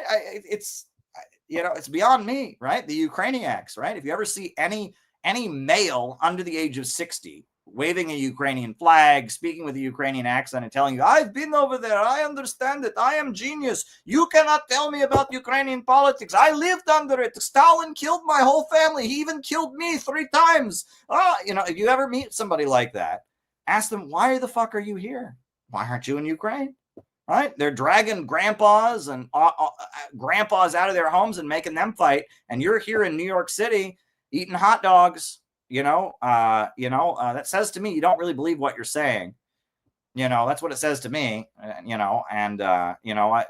be curious about, where did you get all the money to live a luxurious life in America while your own people are dying? Where did you get that money? We know Zelensky's been handing out all this billions of dollars to his cronies. There's, corruption like crazy in Ukraine. And it's just like, that is beyond me. You see those crowds of Ukrainiacs on CNN. It's like, yeah, go fight in Ukraine if you believe it. I don't understand. Is that like, do they have a special division of the military that goes around America advocating war with Russia? Like I have a feeling that that's not it. Right. And so it's like, go to Ukraine. No, some of the people that were protesting out in front of the CPI event in Minneapolis were Ukrainians. I wonder, like, what are they doing in Minneapolis? Right. It's like, is that like a special like privilege that you get in the Ukrainian military? Right. Is instead of fighting Russia and getting killed, you get to stand out in front of Caleb's events with a crazy sign about internet memes. I don't know. Yeah, there's a couple Ukrainiacs out in front of our event, and it's just like Ukrainiacs. It doesn't make any sense to me. But anyway, I could go on about that. But it's just like, yeah, the Ukrainiacs are going to lose their mind. Trump is selling out Ukraine. Trump gave Ukraine to Russia. Oh my God. And we have to be out there giving the other side of the story and saying, nope. This is a peace deal. It's better for the world. It's better for America. So please join us in the streets of Chicago or New York City or Minneapolis or Boston or wherever we're in the streets. Please join us. Please join us. Please join us. Please join us because we need to be out in big numbers showing that there is support for this peace deal on the streets of America. We urgently need to do that. We need to show that there is popular support for ending this war. There's never been a more important time to be in the streets. This is not a trendy cause, right? It's not hip and cool, and you're not gonna, be famous on the internet for advocating peace with Russia, but it's the right thing to do. So yeah, if you'd like to get involved, send us an email and we will check you in. Send us an email. We got to be careful because there's Ukrainiacs in New York City, but if you'd like to come, just send us an email. In your respective city. We'll vet you. We'll be a little careful and we'll check you out first. And if you're right, we'll give you the location. And we're going to, on Friday and Saturday, have some demonstrations to show that we want peace with Russia. So anyway, that's what I've got to say for tonight. I hope it was informative, kind of complimented what I said last night. But yeah, let's do the roll call. Names and locations. I will call you all out as I see you. And then I'll answer the questions that people have. Remember, questions can be sent via Rumble rants on the Rumble or Cash at me at Caleb Maupin 22. Those are the 2 ways that questions can be sent. So yeah, just a reminder there. And I see we got Deha in Seattle, Ryan in Kansas City, Ed in Louisville, Penny in Mississippi, Charles in Brooklyn, Jake in Portland. Welcome, Jake. Quonas, Mr. Wonderful, Yusuf from Durham, North Carolina, Kew Gardens, Queens, Checkpoint Charlie, good to meet you. Alex in Brazil, Rose from Alaska, in my heart, very good. John McCarthy in Chicago, thank you for everything you do, John. You are very dedicated, and I appreciate you deeply. Names and locations. Who is with us tonight? St. David's, Bermuda. Good to have you with us. Names and locations.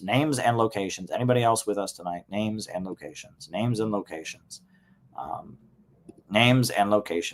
Terrence from Trinidad. Good to have you. Gabby in Chicago, doing great work.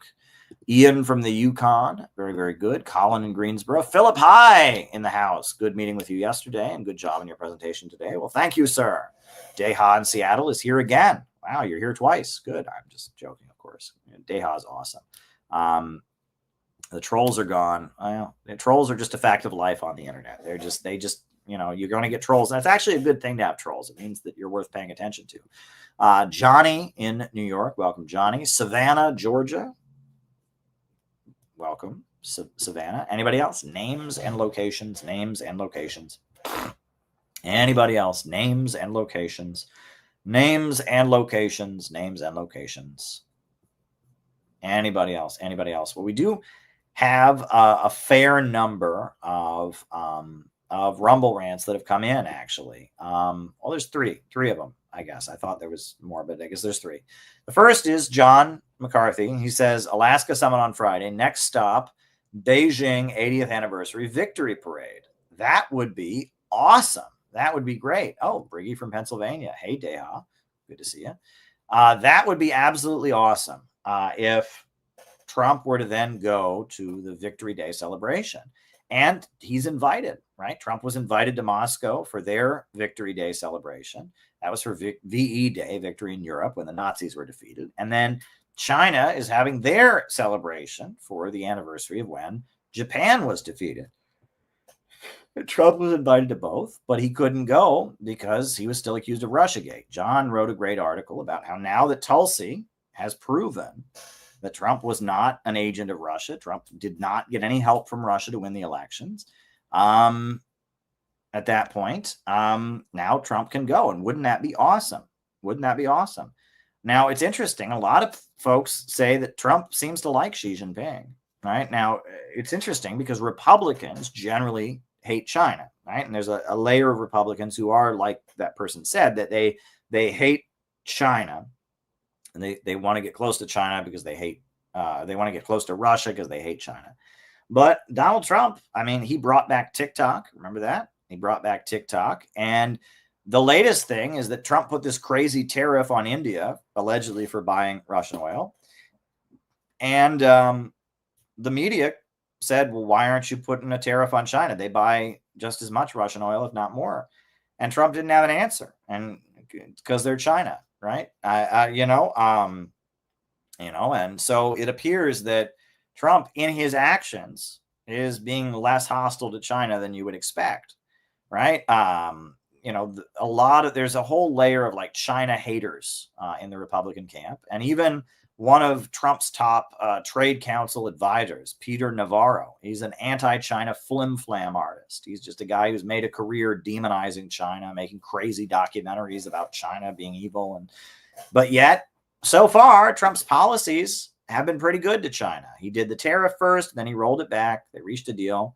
So I think Trump going to China would be great. And I think he has the ability to do that now. And that would, again, get us closer to this. Trump's, excuse me, I'm getting tired. It's after midnight. But but anyway, Leo Massey says, explain the rise of Japan, Singapore, and East Asia kind of enabled outsourcing to China and whatnot. Moroso, why do you think libertarians cite Lee Kuan Yew as a great leader? Well, Leo Massey, I just got to tell you, this is one of the most, it's not weird, it's frustrating, right? Libertarian, look, it's weird. Right now, I am respecting libertarians more and more because they're sincere. They want to end World War III, and they'll work with me. I don't believe in libertarian economics at all, but they'll work with me because they want to stop World War III. Some libertarians. And, libertarians want to protect our civil liberties. They'll support Julian Assange. So increasingly, I'm having a better relationship with libertarians. But libertarian economics is a bunch of flim-flam. It's just fake. It's not real.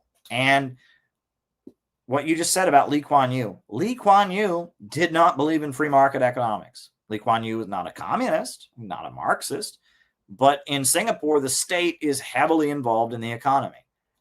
Libertarians don't know that. And it is bizarre, but Milton Friedman, he wrote a whole book about, look at how amazing Hong Kong is. Hong Kong is proof that the free market is the answer. It's like, first of all, Hong Kong has a heavily state-run economy. Second of all, at the time that he was writing that in the 80s, Hong Kong was also the heroin capital of the world. So it's like the drug trade and, and heavy state involvement. Singapore, right? They don't have a drug problem there. They have the death penalty, right? Libertarians want to legalize drugs. Singapore, they give you the death penalty if you use drugs. Kind of the opposite approach. On top of that, the government is very, very, very, very heavily involved in the economy. But yet, I remember when I was, what's his name? John Stossel did a whole series about, oh my God, America, are we number one? No, we need to be free market like Singapore. We need to be free market like Taiwan and South Korea. Like those countries have heavy, heavy government involvement in the economy. But libertarians don't know that. Libertarians don't know that. And these countries are not communist. And so, Milton Friedman writes books about, oh, they're so amazing. They have heavy government involvement. Libertarians go on and on, oh, they're so amazing, the free market. It's like, there's heavy government involvement, but they're not communist. And there's just so many of these like bluffs, things libertarians say that are not true. Like libertarians will go on and on and on about how amazing Pinochet was. That is not true. They'll say, oh, Pinochet's economy, he saved Chile's economy. No, he did not. 1973, Pinochet took over Chile, killed about 20,000 people in a sports stadium, tortured them to death. Pretty awful. Then after that, he implemented crazy free market policies, and Chile's economy crashed and burned for 5-6 years. And the Chilean economic miracle happened in the 80s, after they had kicked Milton Friedman out of the country, and after Pinochet started renationalizing things and moving away from libertarian policies. Right? So the idea that libertarian policies helped Chile, that is not true at all. When they had the libertarian policies, Chile had a crisis of malnutrition. Children passed out in school because they were malnourished. It was a big problem all over the country. The children would faint in school from malnutrition. All the food subsidies were cut. Chile's economy, when Milton Friedman was running it, was a nightmare. But libertarians don't know that. Like, libertarian economics is a big fat lie to justify austerity. And how could anyone who believes the government shouldn't regulate business uphold Lee Kuan Yew? Lee Kuan Yew, everything that was done in Singapore was heavy state involvement. And it's frustrating. There's an element, I will say this, okay? Right? And this is a little bit weird, but, this doesn't apply to all libertarians. A lot of libertarians that I know don't really care about economics, right? They just believe in freedom, and they believe in economic growth. They think the free market is a way to get economic growth, but they don't really get really into libertarian economics. They just believe in economic growth. They see government as holding back growth. They want to protect civil liberties. They don't like wars. Fine. There's a layer of I shouldn't even say libertarians, because most of them are Republicans at this point, right? Most of them are not in the Libertarian Party or calling themselves libertarians. There's a layer of free market conservatives. And they're just mean. They're not attracted to free market policies. They're attracted to mean, right? They like mean, right? Pinochet killed a bunch of communists. That's mean. They like that, right? Lee Kuan Yew, has the death penalty for bringing in drugs. That's mean. They like it. And they like free market policies, not because they believe they'll take growth, but because poor people don't deserve my money. I want to take food away from them because it's mean. There's a certain layer of people that are into the, I don't know what you want to call it, right-wing authoritarianism or whatever. And it's not that they're into free market economics. They're just mean. And so Lee Kuan Yew was a mean guy. He was absolutely very, very mean. A lot of death penalty, a lot of executions, a lot of caning, public flogging, and, authoritarianism, outlawing chewing gum and all that. And they like him. He's mean, right? It's not that he enacted free market policies, it's that he's a mean guy, right? It's like there's some people that are just, I don't know what you want to call it, but it's like they are repelled by kindness and compassion. They think it's weakness, and they are attracted to anyone who looks mean and scary. And there's a certain type of personality out there. And honestly, it's funny because I used to see that a lot. That was your typical conservative. When I was in college, there were a lot of people like this that, we'd be hearing about some corporation that did something awful. And they would raise their hand. Well, we got to see it from the company's perspective. They have to make money. And or that we'd be learning in school about, poverty and all that. They'd raise their hand. Well, these poor people, they probably deserve it. And there had to be, I would deal with those kind of people. Right. I will say, though, that nowadays we have a lot of the opposite, which is people that just get so easily triggered. It's the opposite, right? Everyone's a big, mean, scary bully, and they just live in this, triggered place, right? So that authoritarian, like there's a certain type of personality that they can't ever have compassion for anybody, because if they have compassion for somebody, then they're weak or something. So they always sympathize with the bully. They always sympathize with the authority figure. They hate poor people. They hate anyone perceived as a victim. That's annoying. However, there's another woke tends to be the opposite extreme, where they see themselves as a victim and they see bullies everywhere. And all you have to do is like trigger them, and everyone's a big homophobic, and they're the opposite. They have the opposite problem, right? They immediately see themselves as a victim and get triggered and emotional, and you can't have a conversation with them because they're too busy like acting out a victim triggered thing in their head. Right, that's very common as well, right? So there's different things. But when I was in college, I went to a college that was quite conservative, and there were a lot of athletes there. A lot of these athlete guys were the other type, right? That it was just, if there's ever someone who's poor, it had to be their fault. You had to think about it from the corporation's perspective.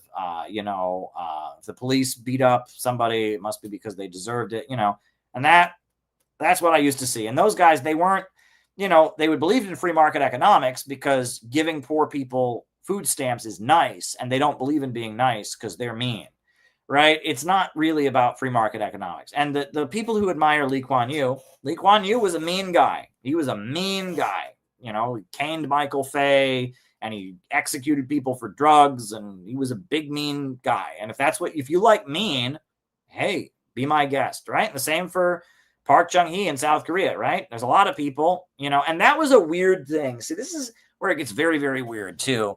Right. So when I was a kid, we were constantly being told about how Asia was going to win, right? Japan and South Korea and China were all going to take over because they're mean and we're too nice in America. That was like a common conservative talking point when I was a kid, right? And it wasn't based on anything. I mean, I had a teacher who thought England was still an absolute monarchy. I mean, you don't know. These people didn't know anything. But that was just, it was because at the time, right, starting in the 80s, there was kind of a celebration of the Japanese economy.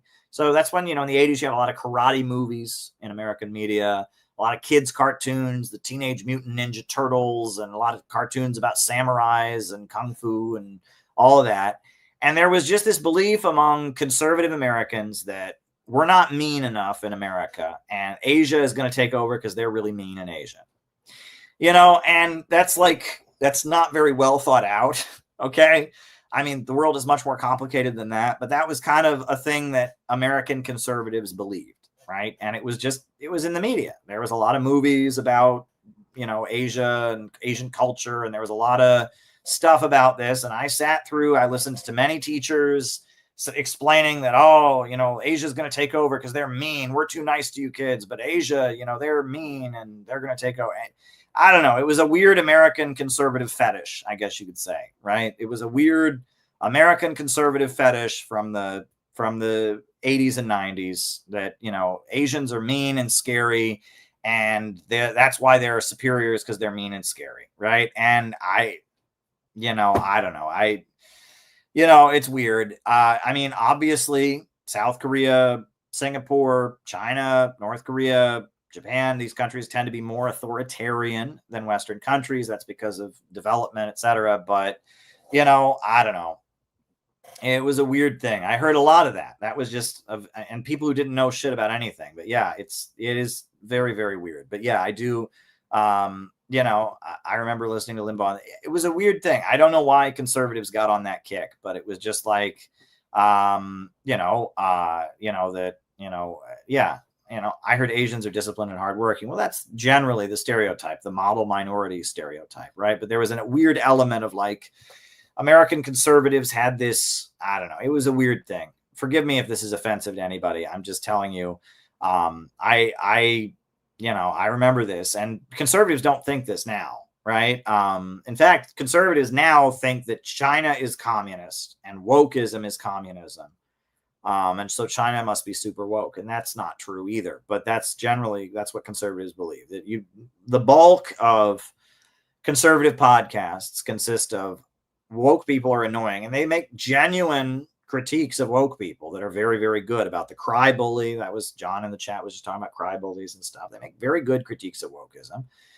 And then from there, they say wokeism is communism because woke people, postmodernism and the Marxist critique of Western society fits into what woke people say. And then North Korea and China and Stalin killed millions of gajillion people. And that's your typical podcast, right? I could do a conservative podcast for you. I could make fun of woke people and their purple hair and their nose rings. And I could talk about how annoying they are. And I could say something about trans. And then from there, I'd show like 2 or 3 of them have a Che Guevara shirt on, or they quoted Marx in their college essay. And then I could just say, oh, and Stalin killed a gajillion million people, and start repeating standard anti-communism.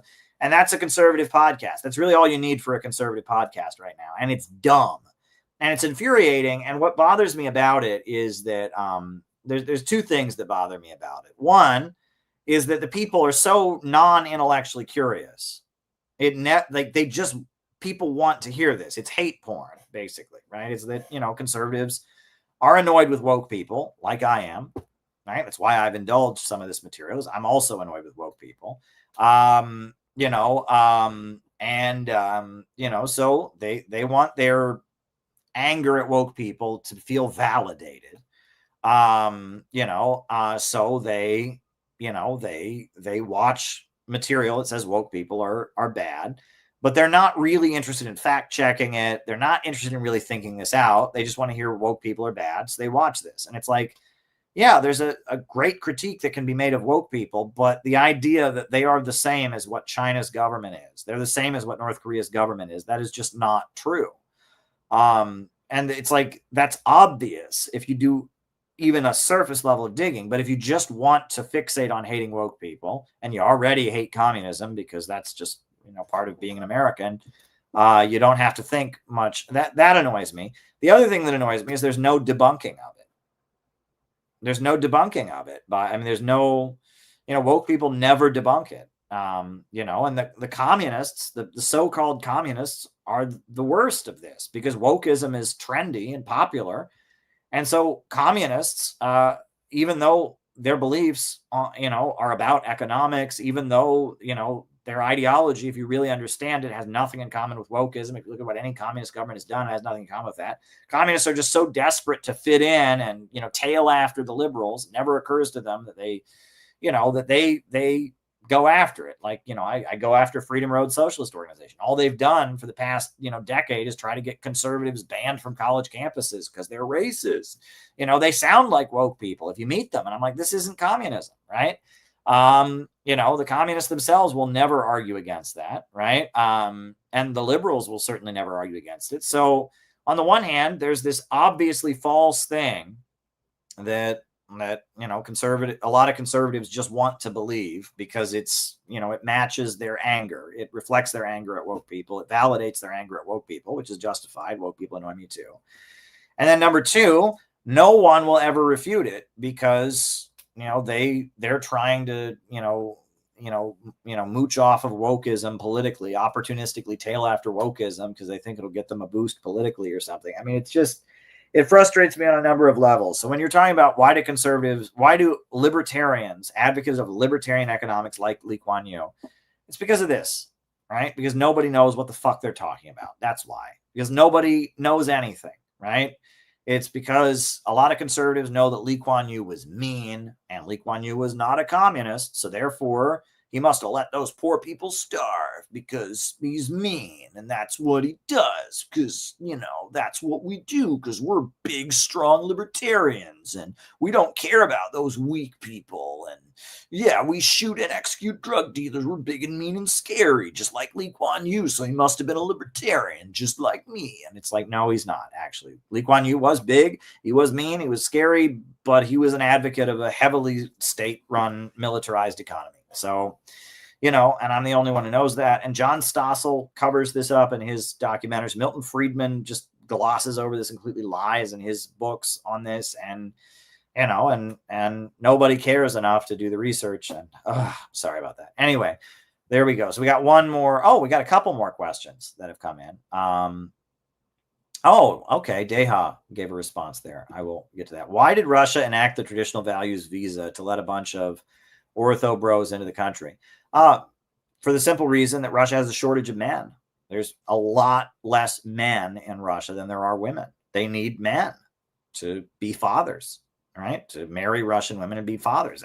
That's one of the main reasons. Russia, there are more women, a lot more women in Russia than there are men, and Russia needs men to move over there. Russia really wants people to move over there and start a family. And conservative guys, ortho bros, traditional values guys, they want to move to Russia and they want to have a family and they want to have kids. And Russia has a pro-growth economy. See, over here in America, we think we need to drive down the population because, there's too many people. Human beings are useless, are non-productive consumers, useless eaters. But in Russia, they believe in pro-growth economics and they need more people because more people means more economic growth because human beings and human creativity and human labor power is the source of all wealth. So Russia wants more people, and to have more people, they need more men to move over there and marry Russian women and make babies. And Russia needs to increase their population. Russia is working hard to increase its population. That's why, right now it's all over the Western media that, Trump and Russia are in a conspiracy to bring about, anti-gay fascism or something. So a lot of conservatives are interested in Russia.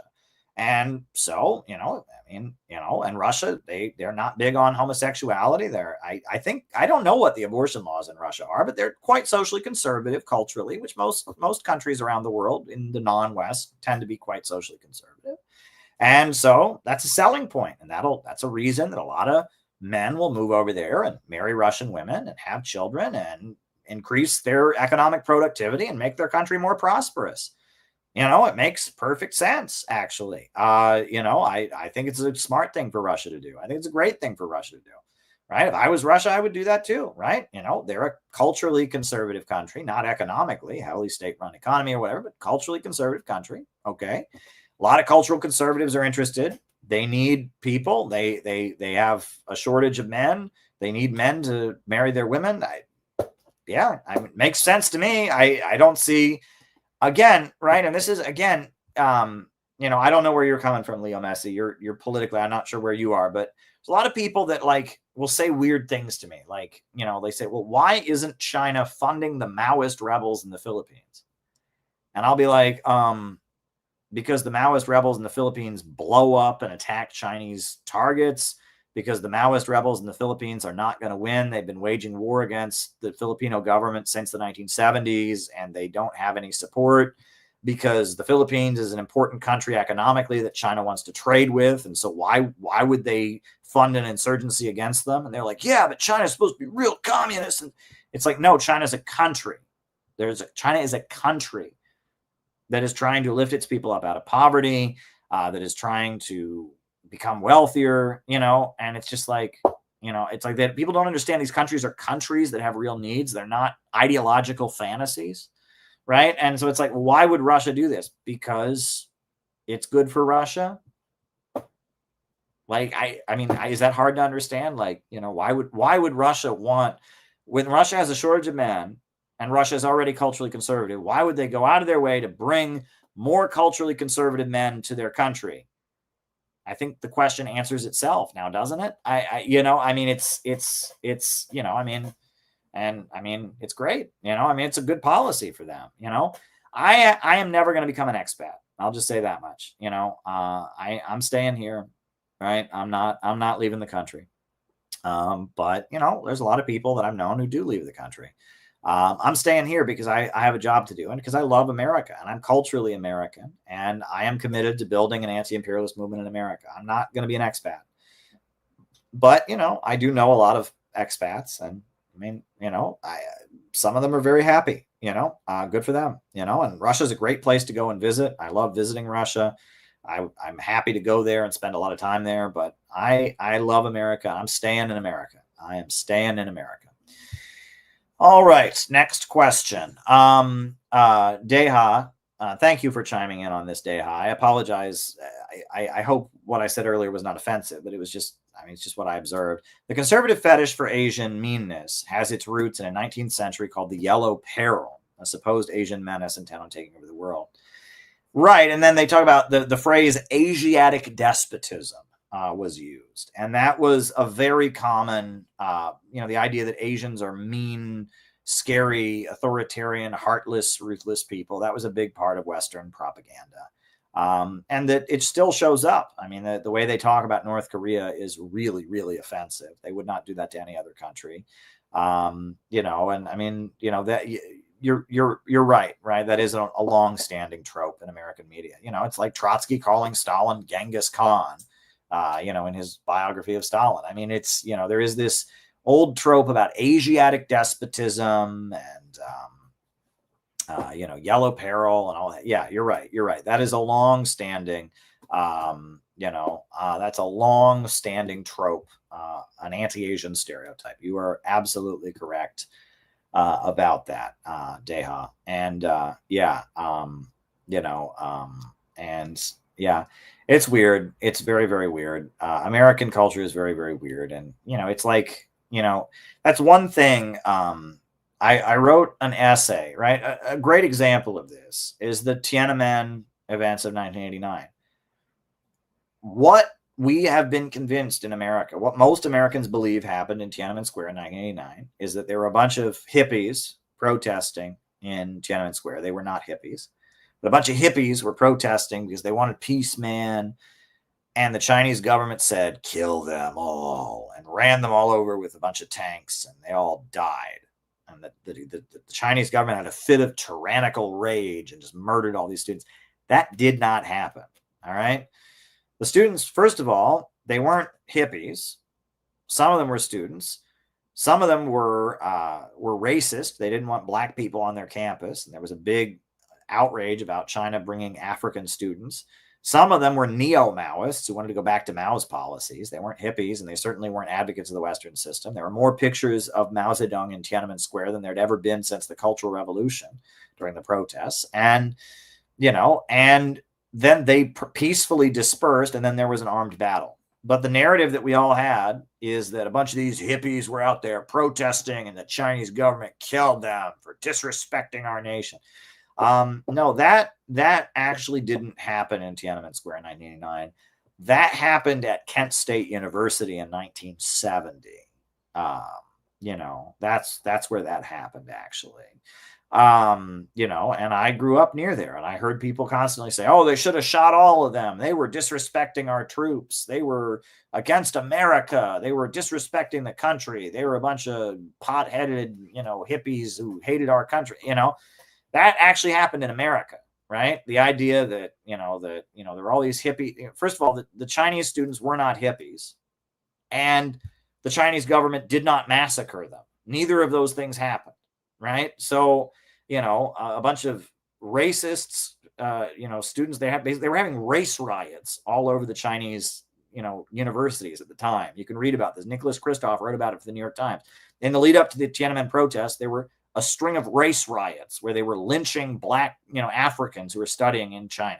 That doesn't fit. That certainly doesn't fit what we know about the Tiananmen thing. Oh, but they just wanted freedom, Caleb. They wanted democracy. No, actually, they wanted no black people. That was one of the main things they wanted, right? They don't bring that up. And in addition to that, a bunch of them were neo-Maoists who wanted to go, they didn't like Deng Xiaoping's economic reforms. They wanted to go back to the Mao era and all that. That doesn't fit either. So they weren't hippies. They were definitely not hippies in Tiananmen Square. Number one.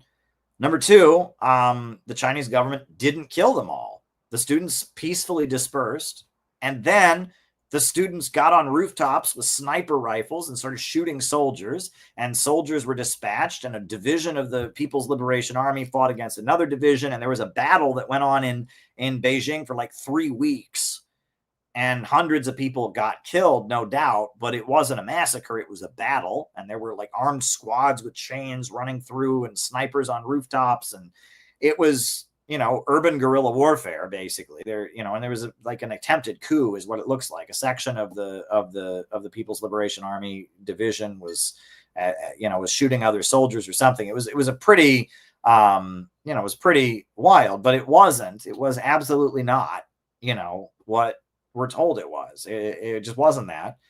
But that's what every conservative ever has said, you know, at Kent State. I was told, oh, they should have shot them all those hippies, they were disrespecting our country. And, they, you know, it's like, so these people are thinking about 1970, you know, they're thinking about 1968 and the hippies, right? It's, what is it? You know, there's that stupid movie Rambo, right? Where, you know, Sylvester Stallone is like, I went and fought in Vietnam.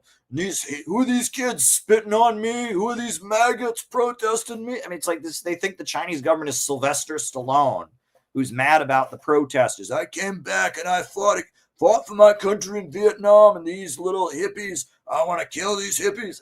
Like, that's not, you know, like, we're projecting the 1960s in America onto China in 1989. It does not fucking fit. It's a completely different country, completely different culture, completely different political context. It has nothing to do with that. But we Americans, oh, we know what was happening. Peaceful protesters, the military. Well, there you go.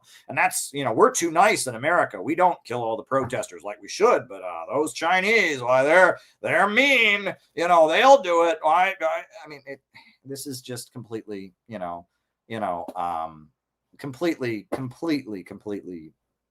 It has nothing to do with, you know, there you go. And Kent State wasn't the only time that peaceful college-age protesters were killed, right? There was a protest in a civil rights demonstration in South Carolina where the police just opened fire and killed a bunch of people. There was Jackson State that happened a few days after Kent State, you know, the Jackson State massacre. 2 students were shot dead protesting at Jackson State University in Mississippi. 2 black students were killed. I mean, you know, so yeah, it's just, that's something we do, is we think we understand stuff and we don't, right? And we project our own culture and our own circumstances onto things that have absolutely nothing to do with, you know, I mean, it just has nothing to do with that, right? It doesn't. And on top of that, I mean, we're not even honest with ourselves about what actually happened in those years either. When I was, again, the movie Forrest Gump, right, which is the American movie, you know, it's supposed to explain the 60s. You watch that, right? You know, the Black Panthers are reverse racists who hate white people. That's not what the Black Panthers were. They accepted support from a lot of white people, right? They were not, wanting to kill whites. That was just not, you know, that's how they're portrayed in Forrest Gump. On top of that, you know, the anti-war movement recruited soldiers, and, you know, it was GIs joined the anti-Vietnam War movement. They didn't go around spitting on soldiers, calling them baby killers. That's not what happened. They actually recruited them. The American Servicemen's Union, led by Andy Stapp, the Vietnam Veterans Against the War, led by John Kerry, and eventually by the Revolutionary Union. Jane Fonda, she went around doing a show for GIs called FTA, Fuck the Army. And she went around from military base to military base not in the United States, and outside of the military bases. Jane Fonda did this whole show aimed at trying to recruit GIs to leave. The idea that the anti-war movement was going around spitting on soldiers, that didn't happen. The idea that, that the Black Panthers were going around saying white people are evil, we want to kill all the white people, that didn't happen. And you watch Forrest Gump. The movie Forrest Gump is an attempt to rewrite the 1960s in the American mind, and it has nothing to do with reality. And again, when the USA invaded Iraq in 2003, I was told that you must never protest a war ever, because in the 60s there were all these people, these long-haired, foul-mouthed hippies were spitting on our troops, And then that's why you can never protest a war ever again. And I'm just like, that's just ridiculous. But that was the argument. Disrespecting our troops, disrespecting our soldiers, you know. And I remember, I mean, I would have to sit through Veterans Day every year. They'd have people get up and they'd say, our troops that are fighting, or that are constantly being disrespected. I would say, who is this? Who's disrespecting our troops? Who's disrespecting our troops? Where what are you talking about? And it was just, oh, well, everyone's always disrespecting the troops. Who is disrespecting the troops? Tell me, who is this? I'm curious. Who's doing this? You know, and they wouldn't admit it. What they meant was people were just disagreeing with the war. Well, you're allowed to disagree with the war. This is a country where you're allowed to criticize U.S. foreign policy. Oh, you're disrespecting all these people are out there disrespecting our troops. Who is doing that? Who is disrespecting our troops? You know, I'm curious who is disrespecting our troops. You know, no one that I knew was doing that. Right. You know, I mean, the mobs of these people, you know, gathering, and they're just, I hate troops. Right. You know, the big signs, we hate troops. We hate troops. Are you a troop? We don't like you because you're a troop and we don't like you. Yeah. You know, I mean, no one's doing that. You know, at the anti-war rallies, it was support our troops, bring them home. Right. You know, bring our boys home. I mean, I never heard anyone disrespecting the troops, right? So there you go. There you go. There you go. But anyhow, is there anyone else? Any other questions that have come in? I thank you all for tolerating all of this. Rachel Corrie was also run over in a fit of rage. She was peacefully protesting. That's true. She was peacefully protesting and she was run over. Yeah, that is true. She was murdered in a tyrannical fit of rage. That is an example of that happening. So there you go. So there you go. Yeah. All right, folks. Yeah, we need everyone we can to be in the streets on Friday. I am a little bit stressed. I'll be honest. I'm a bit stressed about, I really hope Friday goes well. I'm glad that Trump is finally indicating he might do what he said he was going to do and make peace with Russia. And that makes me very, very happy. But I don't know what's going to happen. And I really hope that Friday happens and it goes well. But, there's a lot up in the air. And, I got skin in the game. I've been over to Russia and I've done a lot. And, so I honestly don't know what to think at this point. I can only hope that it goes well. So I hope it's in your prayers, and I hope you join us in the streets. End Ukraine war. End Ukraine war. We support the peace talks. Build the peace bridge. Dare to struggle. Dare to struggle. Dare to win. Dare to struggle. Dare to win. I'm going to put on the closing music, and we're going to call it a night. We're going to call it a night.